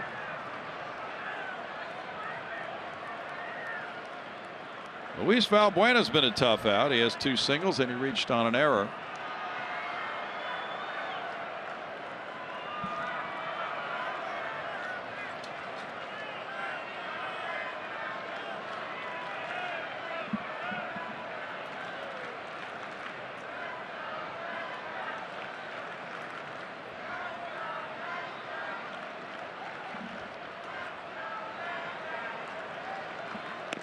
That's ball 1 to Valbuena. He's one of the guys who's really improved since that tough month of April for several Astros hitters. And against Texas, he's done well. .346 since last August 3rd with robust numbers.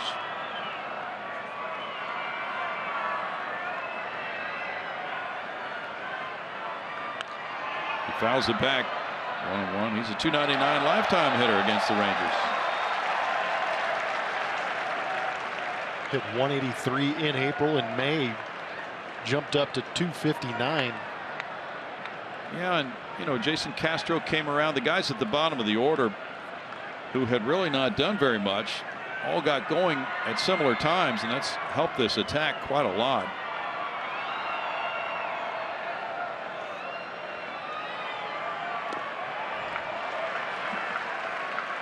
One and two.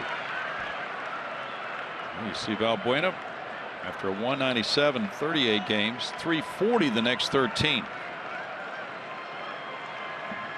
Yeah, you want him to pick it up, but my goodness, that's a big jump. It is a nice lift. Hit all 6 of his home runs in that month of May. In the dirt. And he's doing a lot of things better at the same time. He's taking pitches. He's walking more. He's hitting the ball to the left of second base more often than he was in April. Yeah, I think that's the biggest thing, is he's done a good job of getting on top and going the other way. All you got to do is, you just got to do that just to show the pitcher that you can go that way. Take them off that outside edge of the plate, force them to come back to you and give you some pitches that you can drive. Yankees beat the Angels 5-2 in Yankee Stadium.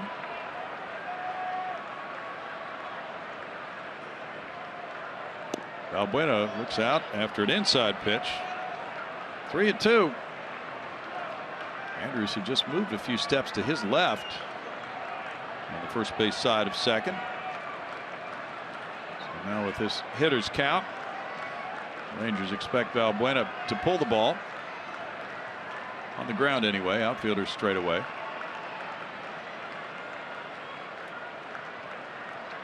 Runner going, swing and a miss, and the throw from Wilson is in the dirt. The tag by Andrews makes it a strikeout, throw out, double play from 2-6.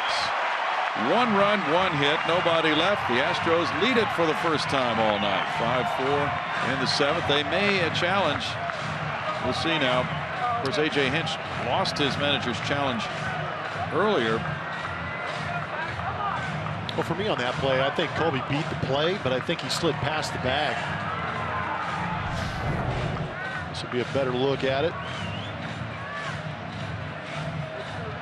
See, beats it in there, but does he stay on the bag? Well, we couldn't tell there. Perfectly placed umpire. Yeah, Pat Hoberg, second base umpire, was blocking the shot there. I see foot on the bag and then tag. Okay. Was there that brief moment in between the foot coming off and the hand coming on? Well, the umpire's going to review it. And again, we always ask, is there enough there to overturn it? That last look would, in my professional opinion, look like he might have been safe. Well, the manager challenge earlier went against A.J. Hinch. Yep. But it's very common now in today's game with these new challenge rules. If a manager asks the umpiring crew, would you take a look at it? Even though he's out of challenges, usually they do. Does it have anything to do with the inning and the time of the game, like 7th inning on, where it's a little more crucial? I think so. I guess. Yes. Not that there's any less crucial time during the game, but it seems like from the 7th inning on, there's a little more discretion of the umpires to have the ability to go look at it. Good play by Andrews here. Yeah, he had to go get that short hop and get back to the bag, but it looks like the foot was on there, and I'm not sure if maybe he did stay on him. Yeah. It's hard to tell. It is. It is. And of course, the crew in New York would have to have conclusive evidence in order to overturn this. Tight ball game, rivalry, maybe giving it a little extended look. They're taking their time with it. Colby set sail on the 3-2 pitch. Close play at second. Wilson threw it in the dirt, but then Andrews really made the play that got the call for out number 3. Now we'll see if it stands. Pitcher Barnett. Yeah, there you go. They've overturned it. He's called safe at second, and the Rangers will come back out onto the field.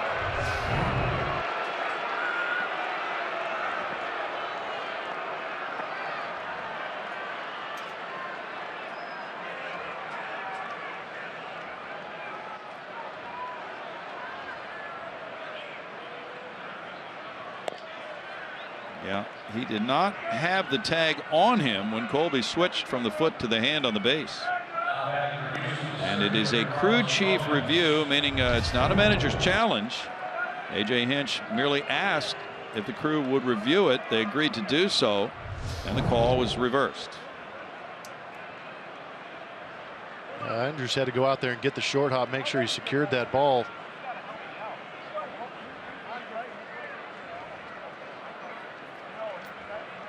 Because the initial tag, he was safe. Yeah. And just didn't keep the tag on him. It's a 1-minute 50-second review. So now 2 outs. And Jeff Bannister came out to say something to the crew chief, Paul Emmel, the first base umpire. And now the inning continues.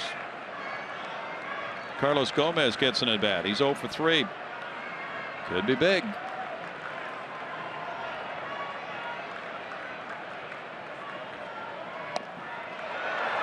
Big swing, strike 1. It's so different with today's game under these new rules. Blummer, the Rangers had gone to the dugout, so the pitcher Barnett had a 2-minute break there. We didn't see what he did. Now he has to come back out and make pitches after thinking the inning was over. Yeah, they actually gave him 2 warm-up pitches to get loose. Okay. But yeah, I agree. That's an issue right there. And that's common because of the delay. No balls, 2 strikes. But it's all about getting the calls right.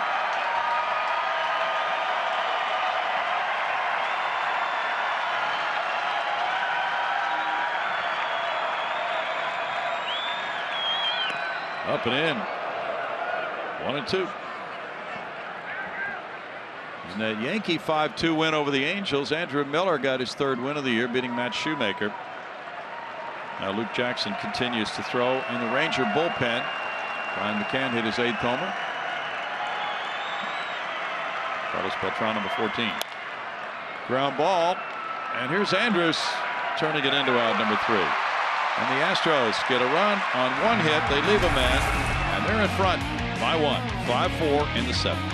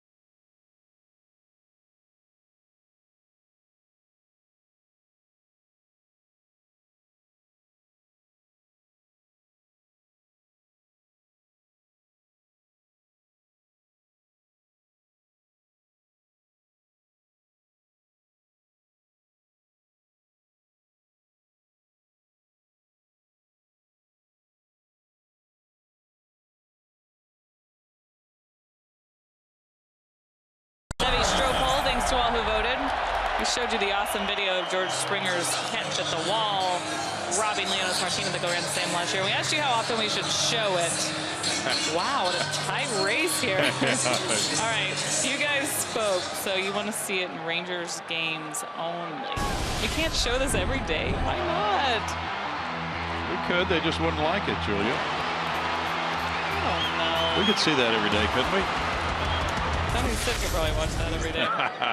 Nomar Mazara takes strike 1. Home 7th inning underway. 5-4 Astros. Mazara's been on all 3 times with 2 singles, and he was hit by a pitch.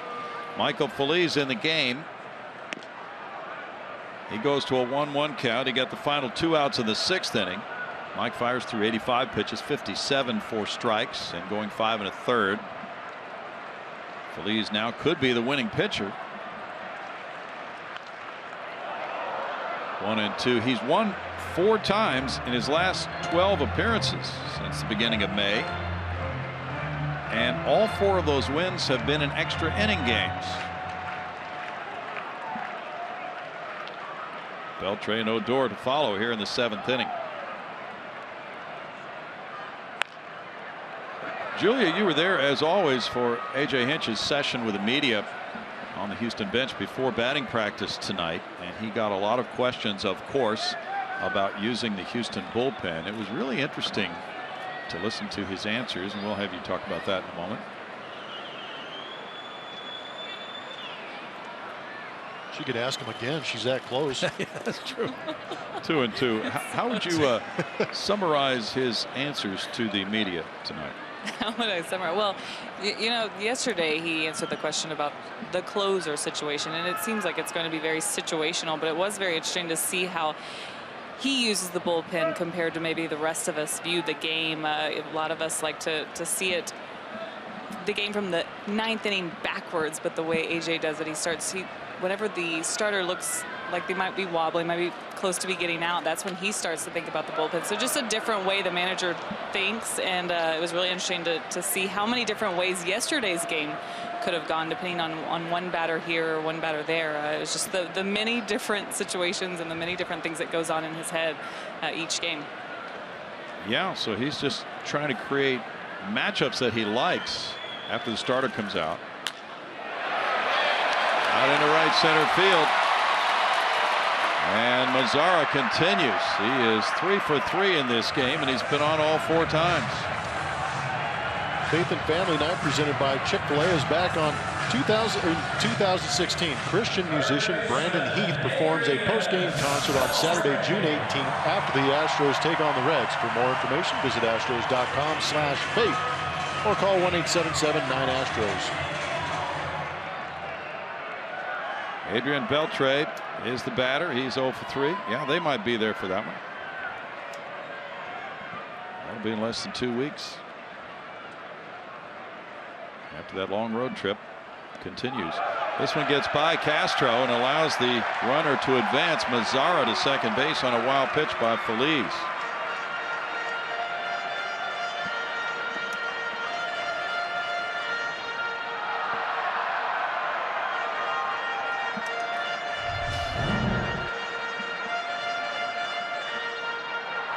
Castro wasn't trying to block that one, tried to pick it with the glove.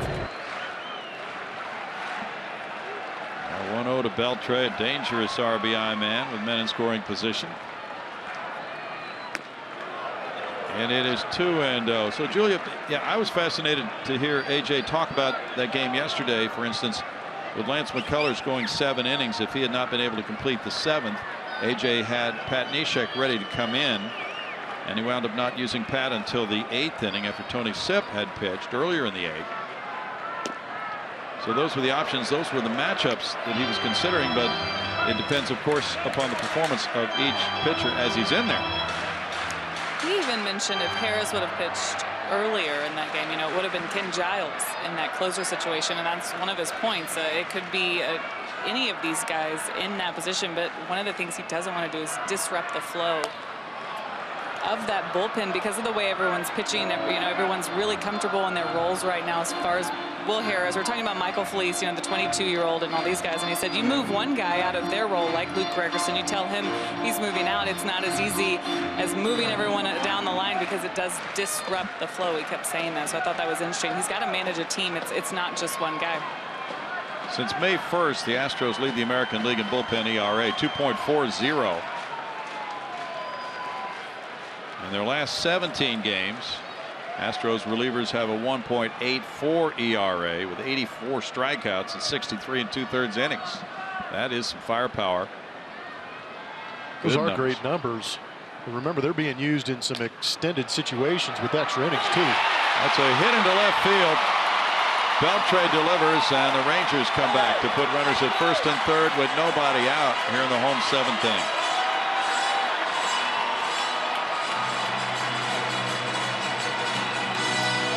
Rougned Odor will bat.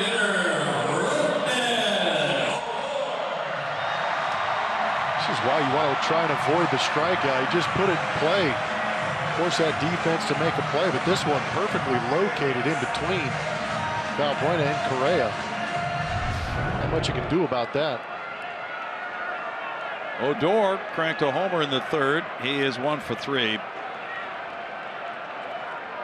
Castro giving signs to the infielders. Beltre, the runner at first, has not attempted a steal this year. Prince fielders on deck.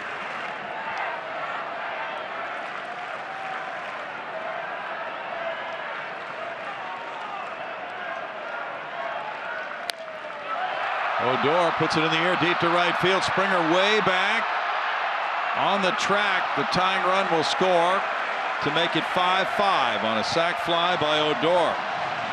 His 27th run batted in and second of the game.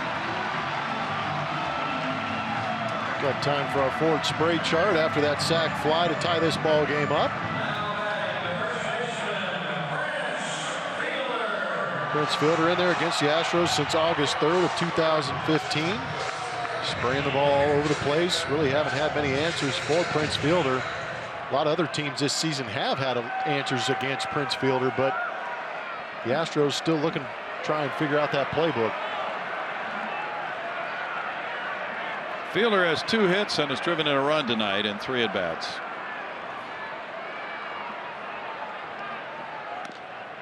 Fastball up, ball 1.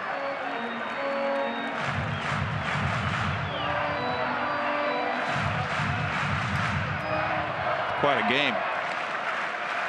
Texas got 3 in the first, Houston 3 in the third. Texas a single run in the fourth. Houston, or bottom of the third. Houston tying it in the fourth. Now each club with a run in the seventh. 1 ball, 1 strike. Against the Astros since August 3rd last year, Odor has hit .327, Beltre .381, Fielder .338, with big RBI numbers too. 22 runs batted in for Fielder in 16 games. That's just damage incorporated right there. Lays off the off-speed pitch. 2-1. Feliz, who has been a starting pitcher in the minor leagues, does not want to abandon his secondary pitches in relief.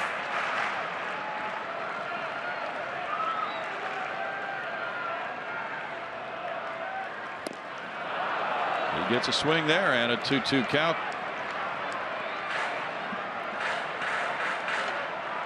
Came back with an 83-mile-per-hour pitch. Pulling the string on him and some fastball counts. Interesting. Ryan Ruiz on deck.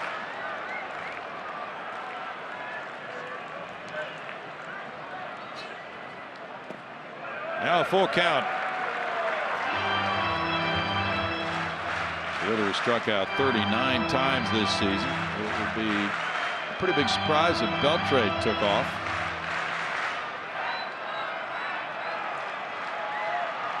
Fielder has grounded into 7 double plays.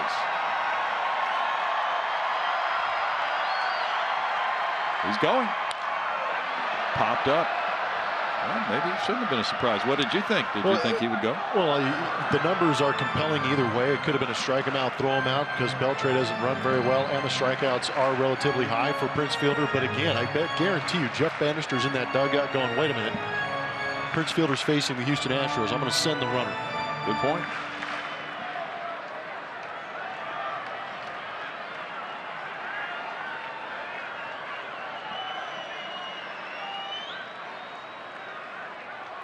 Beltre's going. Swing and a miss. Castro's hurt. I wonder if the backswing hit the ball out of Castro's glove, because that's the way he reacted. It did. So the runner's going to go back to first because it's a strikeout, and then batter interference on the part of Fielder coming around with the bat and hitting Castro. So it's out number 2, and Beltre has to return to first base. Yeah, the Rangers lucked out in that situation. That would have been a strike him out, throw him out, double play. True.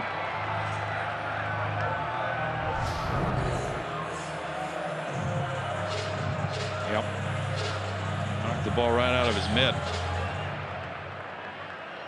It's too bad that the argument can't be obstruction, therefore the runner at second base should be out. Unfortunately, it would have to be intentional for that to be the call. Ball 1 to Rua. Didn't see exactly where that bat hit Jason Castro. Here it is. Right in the glove. Okay. So hopefully it didn't catch a whole lot of the back of his hand there.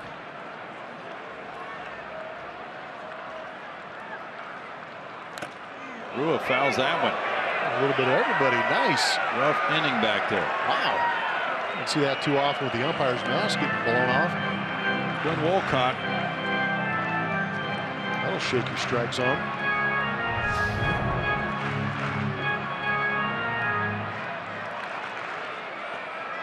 Oh, got both of them. 2 for 1. Boy.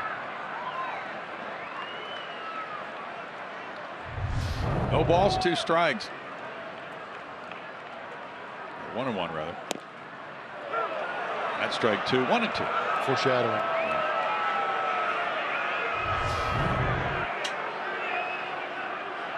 Well, that pitch would be tough to do anything with, wouldn't it? Yeah, that's pretty nasty. Well located. And 97 down there.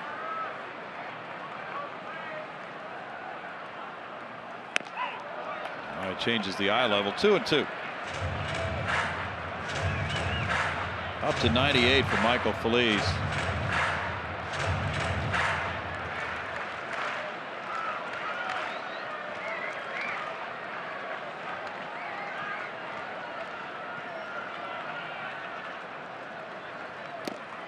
And a strikeout.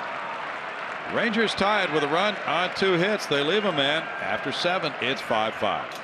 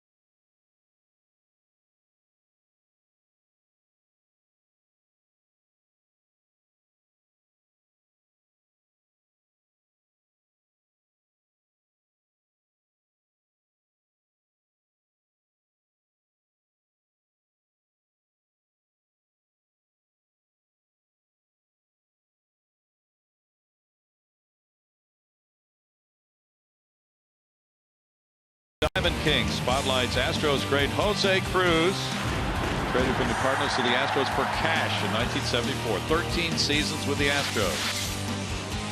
And he led in runs batted in 7 times, batting average 6 times, homers 3 times, 4-time team MVP, 2-time All-Star. They retired his number, of course. He's a Texas Baseball Hall of Fame member, 3rd in the Astros all-time WAR rankings behind Bagwell and Biggio. A great one, Jose Cruz. Glad he's still in the organization. Spends a lot of time around Minute Maid Park. 5-5. We go to the 8th inning. 30,021. The paid attendance here tonight. They're seeing a good one. Now Matt Bush, and we've seen him throw well against the Astros, Plummer. Yeah, Matt Bush on 12th. Bringing the cheese. You're worried about that velocity out of Matt Bush. Dropping a little bit since being called up. He goes with a breaking pitch. It's strike 1 to Marwin Gonzalez, who's 1 for 3. Bush held on to a 2-1 lead in the 7th inning when he pitched at Houston May 21st. giving up a hit to Colby Rasmus. 30 years old. He was the first player drafted in 04.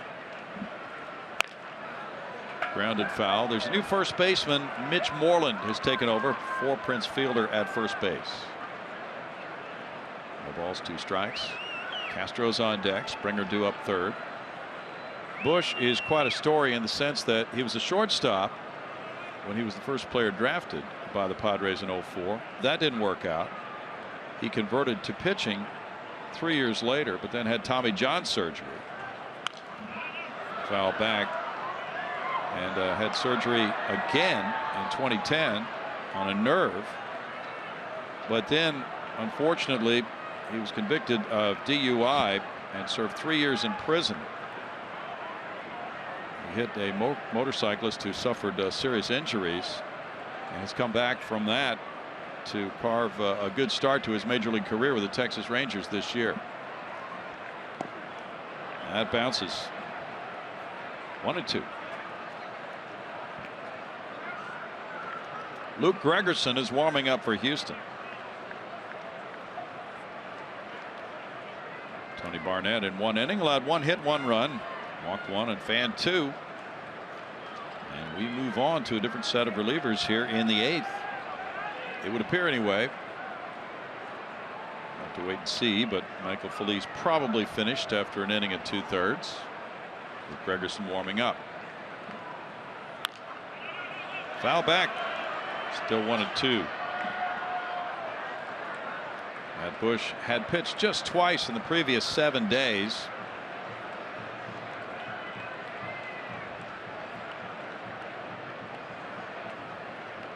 He made his major league debut at age 30. Came up from Double-A Frisco May 13th. Fly ball out to center field. Ian Desmond. 1 out for Matt Bush. Jason Castro follows.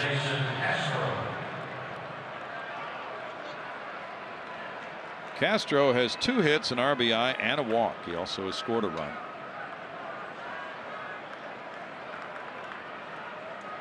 Batting average up to 220. He started the night at 208. His catching situation now has turned out to be a real plus for the Astros. Castro sharing time with Evan Gattis.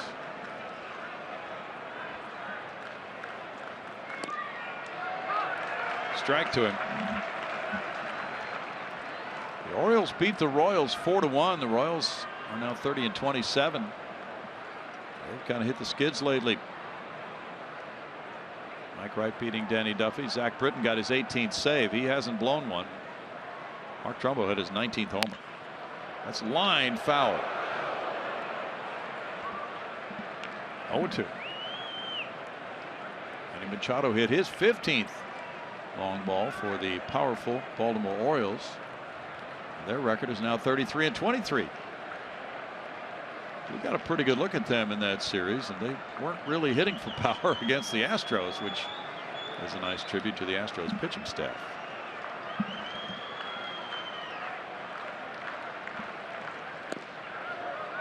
One and 2 to Castro.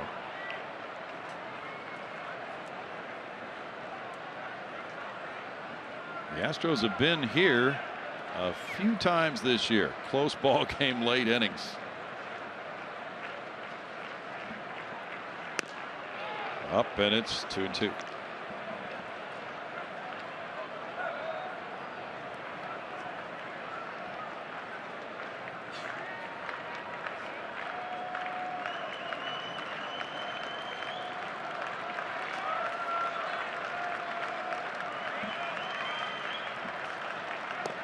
Castro takes, and it's a full count.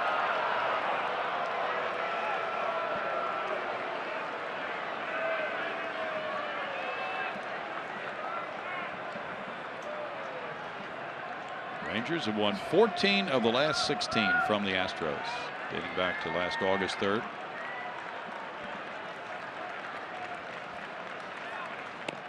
Castro struck out. 2 outs. Follow Astros Baseball live and stay up to the moment with Game Day. Live highlights, StatCast, and more with the MLB.com @bat app. Download the app for your phone or tablet now. That is a great app. George Springer is 0 for 4. You get all the details about the game, box score, the updated averages, all those things in that app. Springer hits a shot. Beltre, leaving his feet, gets up and throws him out. Beltre, Mr. Smooth at third base, keeps this game tied at 5 in the 8th.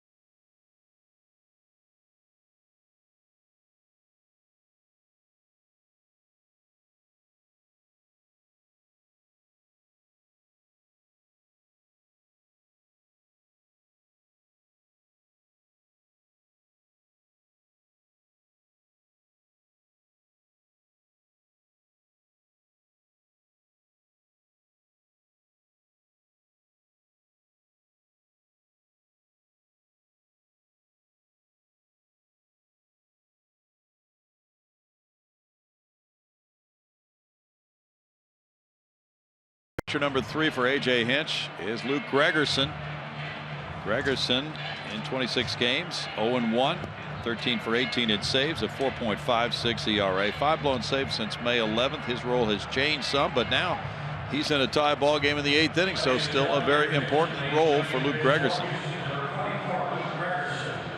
Yeah, he needs to not lose sight of the fact that he is an important piece of this bullpen, no matter the situation. But again, we're kind of seeing an evolution in this bullpen where A.J. Hinch has 3 guys that he can go to between Ken Giles, Luke Gregerson, and Will Harris as far as leverage situations that we keep hearing as far as sabermetrics are concerned. This might be a spot where A.J. Hinch feels it's a good spot for Luke Gregerson to work back in and get that confidence back.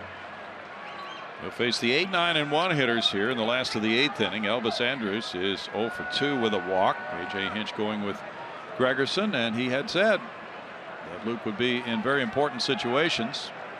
He had blown saves in his last 2 outings at home, one against Arizona, the other against Oakland.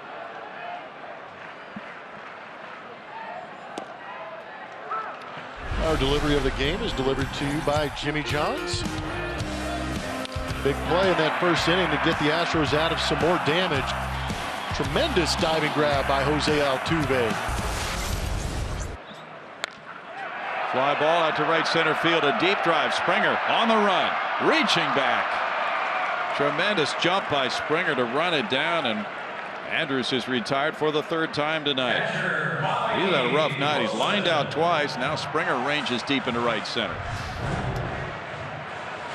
Tell you what, this one may not be replayed over and over or have a straw poll made about it, but this is a big play by George Springer going back deep to pick up this fly ball off the bat. You see how shallow George is playing, and check out the route. Stay with it. Great play. Bobby Wilson's the batter. He's 0 for 3.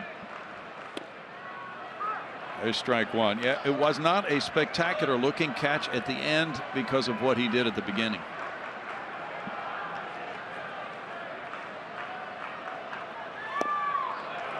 No balls, 2 strikes. Tony Sipp warming up for the Astros in their bullpen.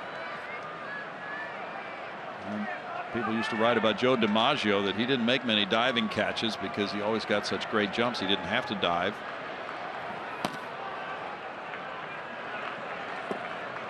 Strikeout for Gregerson. 2 down. That's that Lou Gregerson slider we like to see. Second baseman, Firm down and away. Good bite on it.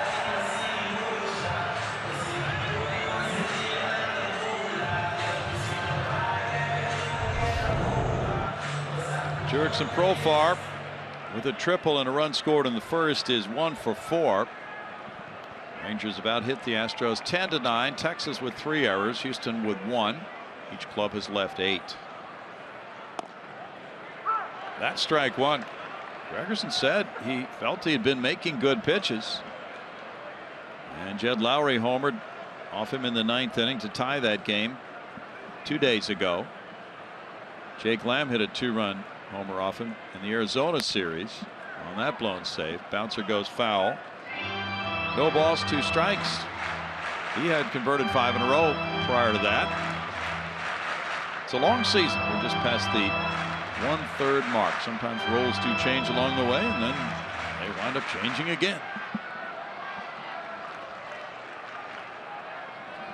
Cubs beat the Phillies 6-4. Cubs are 40-16, fastest to 40 wins since the 0-1 Mariners. Lunging, Profar strikes out. That is a fine 8th inning for Luke Gregerson to keep this game tied at 5, moving to the 9th. Congratulations to Jay Garrett, our winner tonight.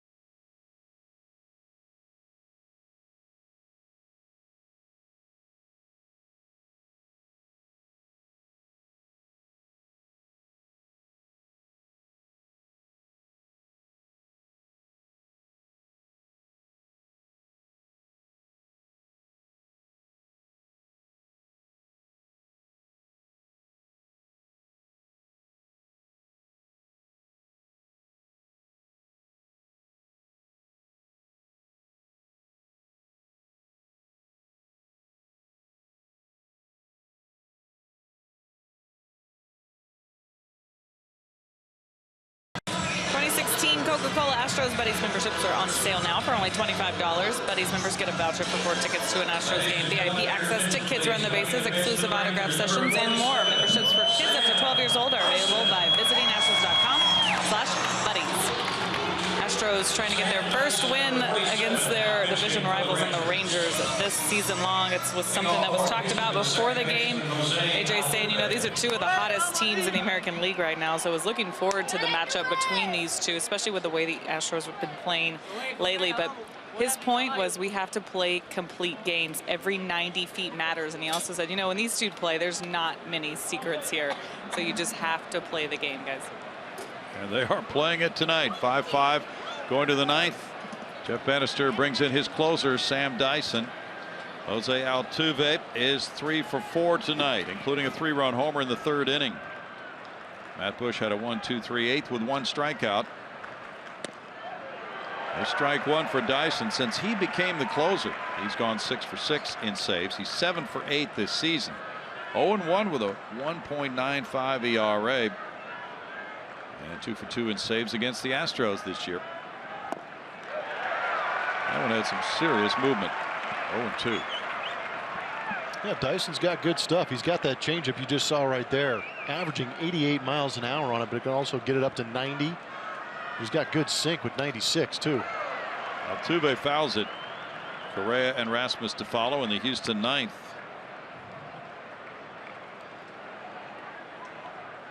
Sean Tollison opened the season as the Rangers closer.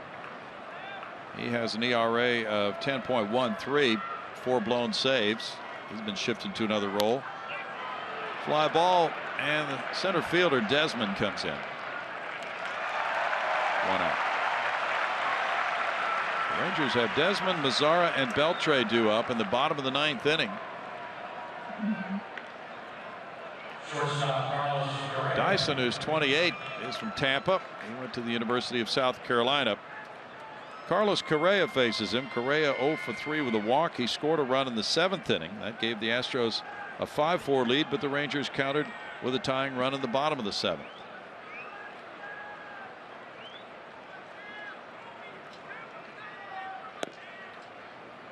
Correa looks at ball 1. 30,021 the paid attendance. Dyson was drafted by Toronto, moved along to Miami. 1 ball, 1 strike.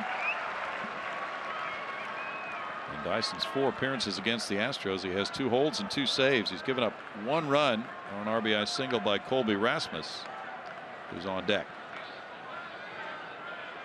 Ken Giles throwing for Houston now. Ground ball 3rd. Beltre. 2 outs. Rasmus will bat. Giles at work for the bottom of the 9th. Rasmus singled in that go-ahead run in the 7th. He's 1 for 4. Dyson last year pitching for Miami and Texas, worked 75 games. He had 21 holds.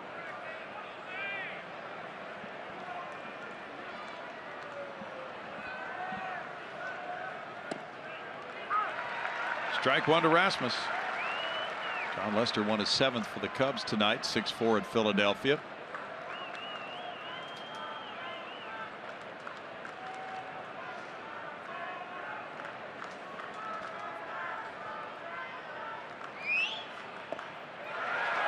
Oh, 2 to Rasmus with Gaddis on deck.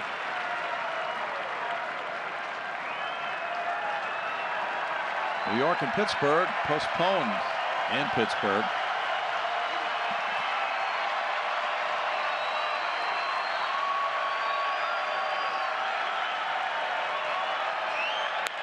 Rasmus hits 1 foul again. He's done that several times tonight. Up the right field line. Good play.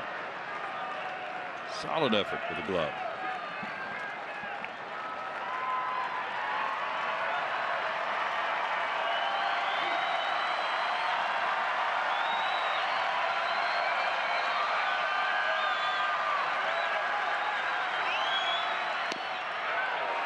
One and 2.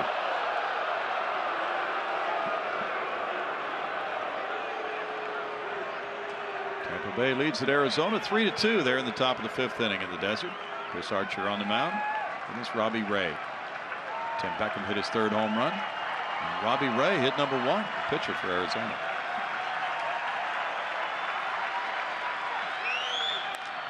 Rasmus fouls it.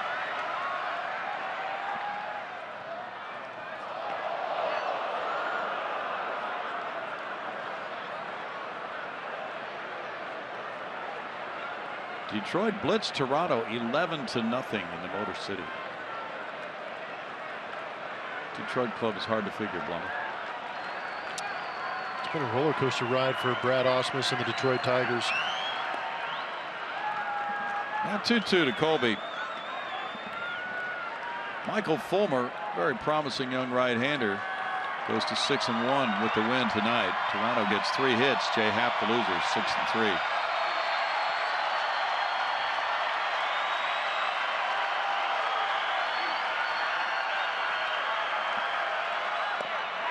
Strikeout for Dyson. He has a 1-2-3 ninth. That's 9 in a row set down by the Ranger bullpen. They come up in the bottom of the 9th. Desmond, Mazzara, Beltre, 5-5.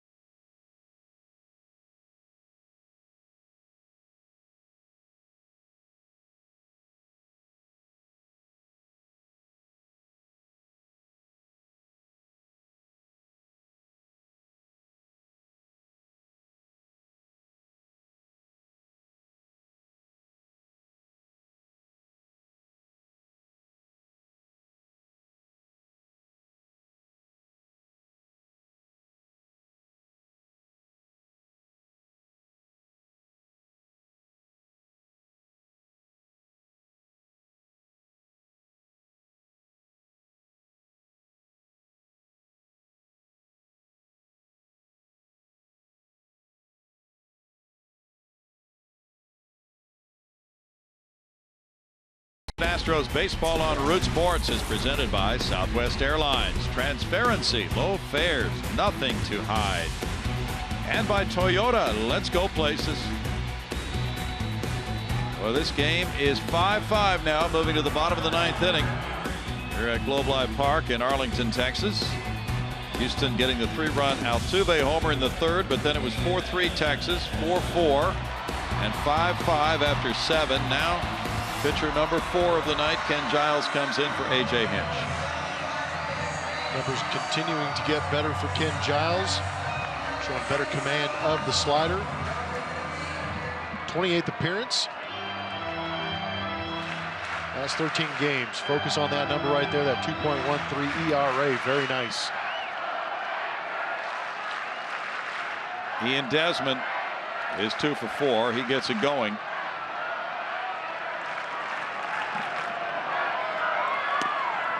Strike 1 on the slider. Luke Gregerson had a 1-2-3 8th. Striking out 2 through 8 pitches, all strikes. Mazara's on deck.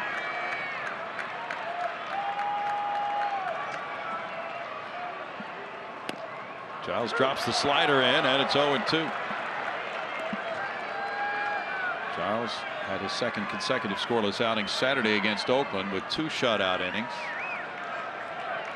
Pitched a scoreless inning against Arizona 5 days ago. In the dirt. The appeal went to first. That's a strikeout for out number 1. Called by Paul Emmel. Tough to lay off that hard slider when in the back of your mind you know he throws 97 miles an hour.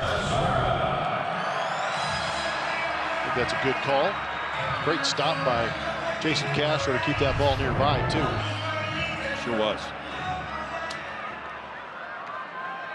Giles has pitched twice against the Rangers, has not given up a run in either inning. Mazara's been on all 4 times tonight. Strike to Mazara, 3 hits, and he was hit by a pitch. Beltre's on deck.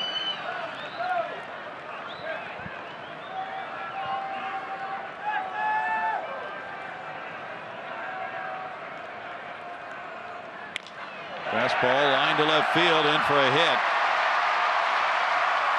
Mazara's on for the 5th straight time in this game.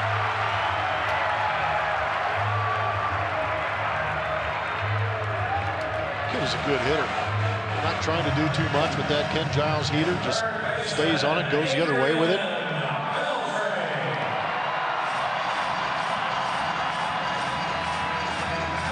Adrian Beltre is 1 for 4. He singled in the 7th inning.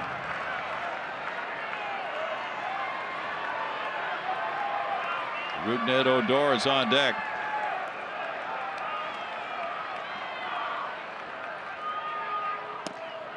That's strike 1. Tough pitch. Lefty Jake Diekman's getting loose for Texas.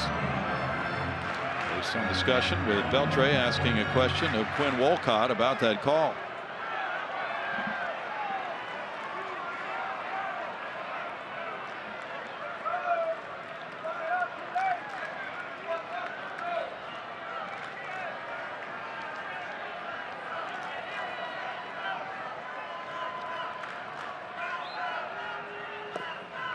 Good block there by Castro. 1-1.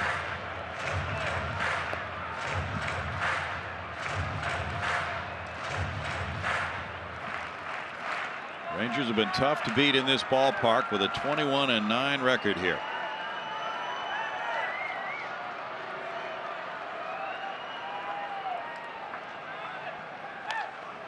Bounce foul. 1-2 to Beltre.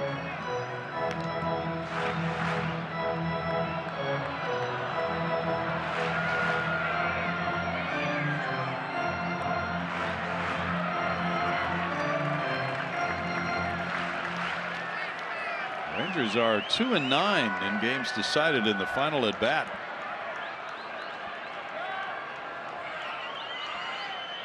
Bullpen has lost 12.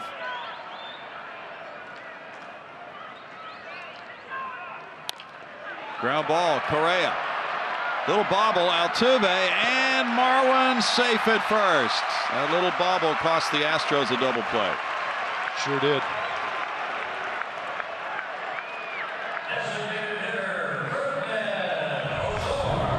Credit Adrian Beltre, the veteran, hustling this one out. Looked like a double play ball to get Ken Giles out of this inning. Just bobbled a little bit by Carlos Correa on the exchange. Allows Beltre to beat it out.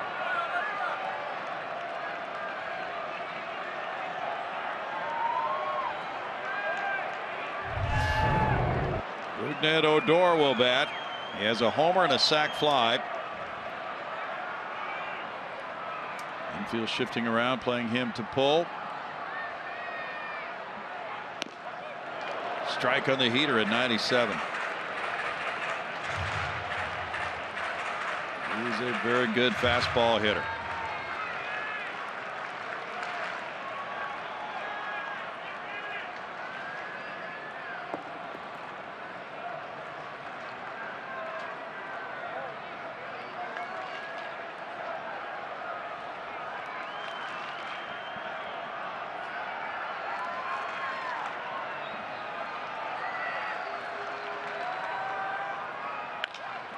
Hit to left field. Deep. Colby Rasmus back up against the wall. It bangs off the wall. Comes back toward the infield. Beltre is going to score the winning run.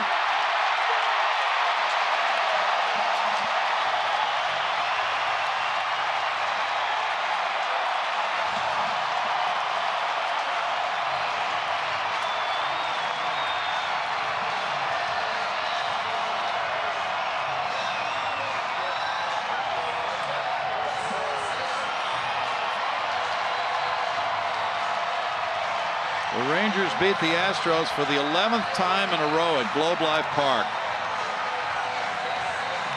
And they are 7-0 against Houston this year, taking this one in the final at bat when Odor drives in his third of the game with a deep one off the wall and left. We'll be right back.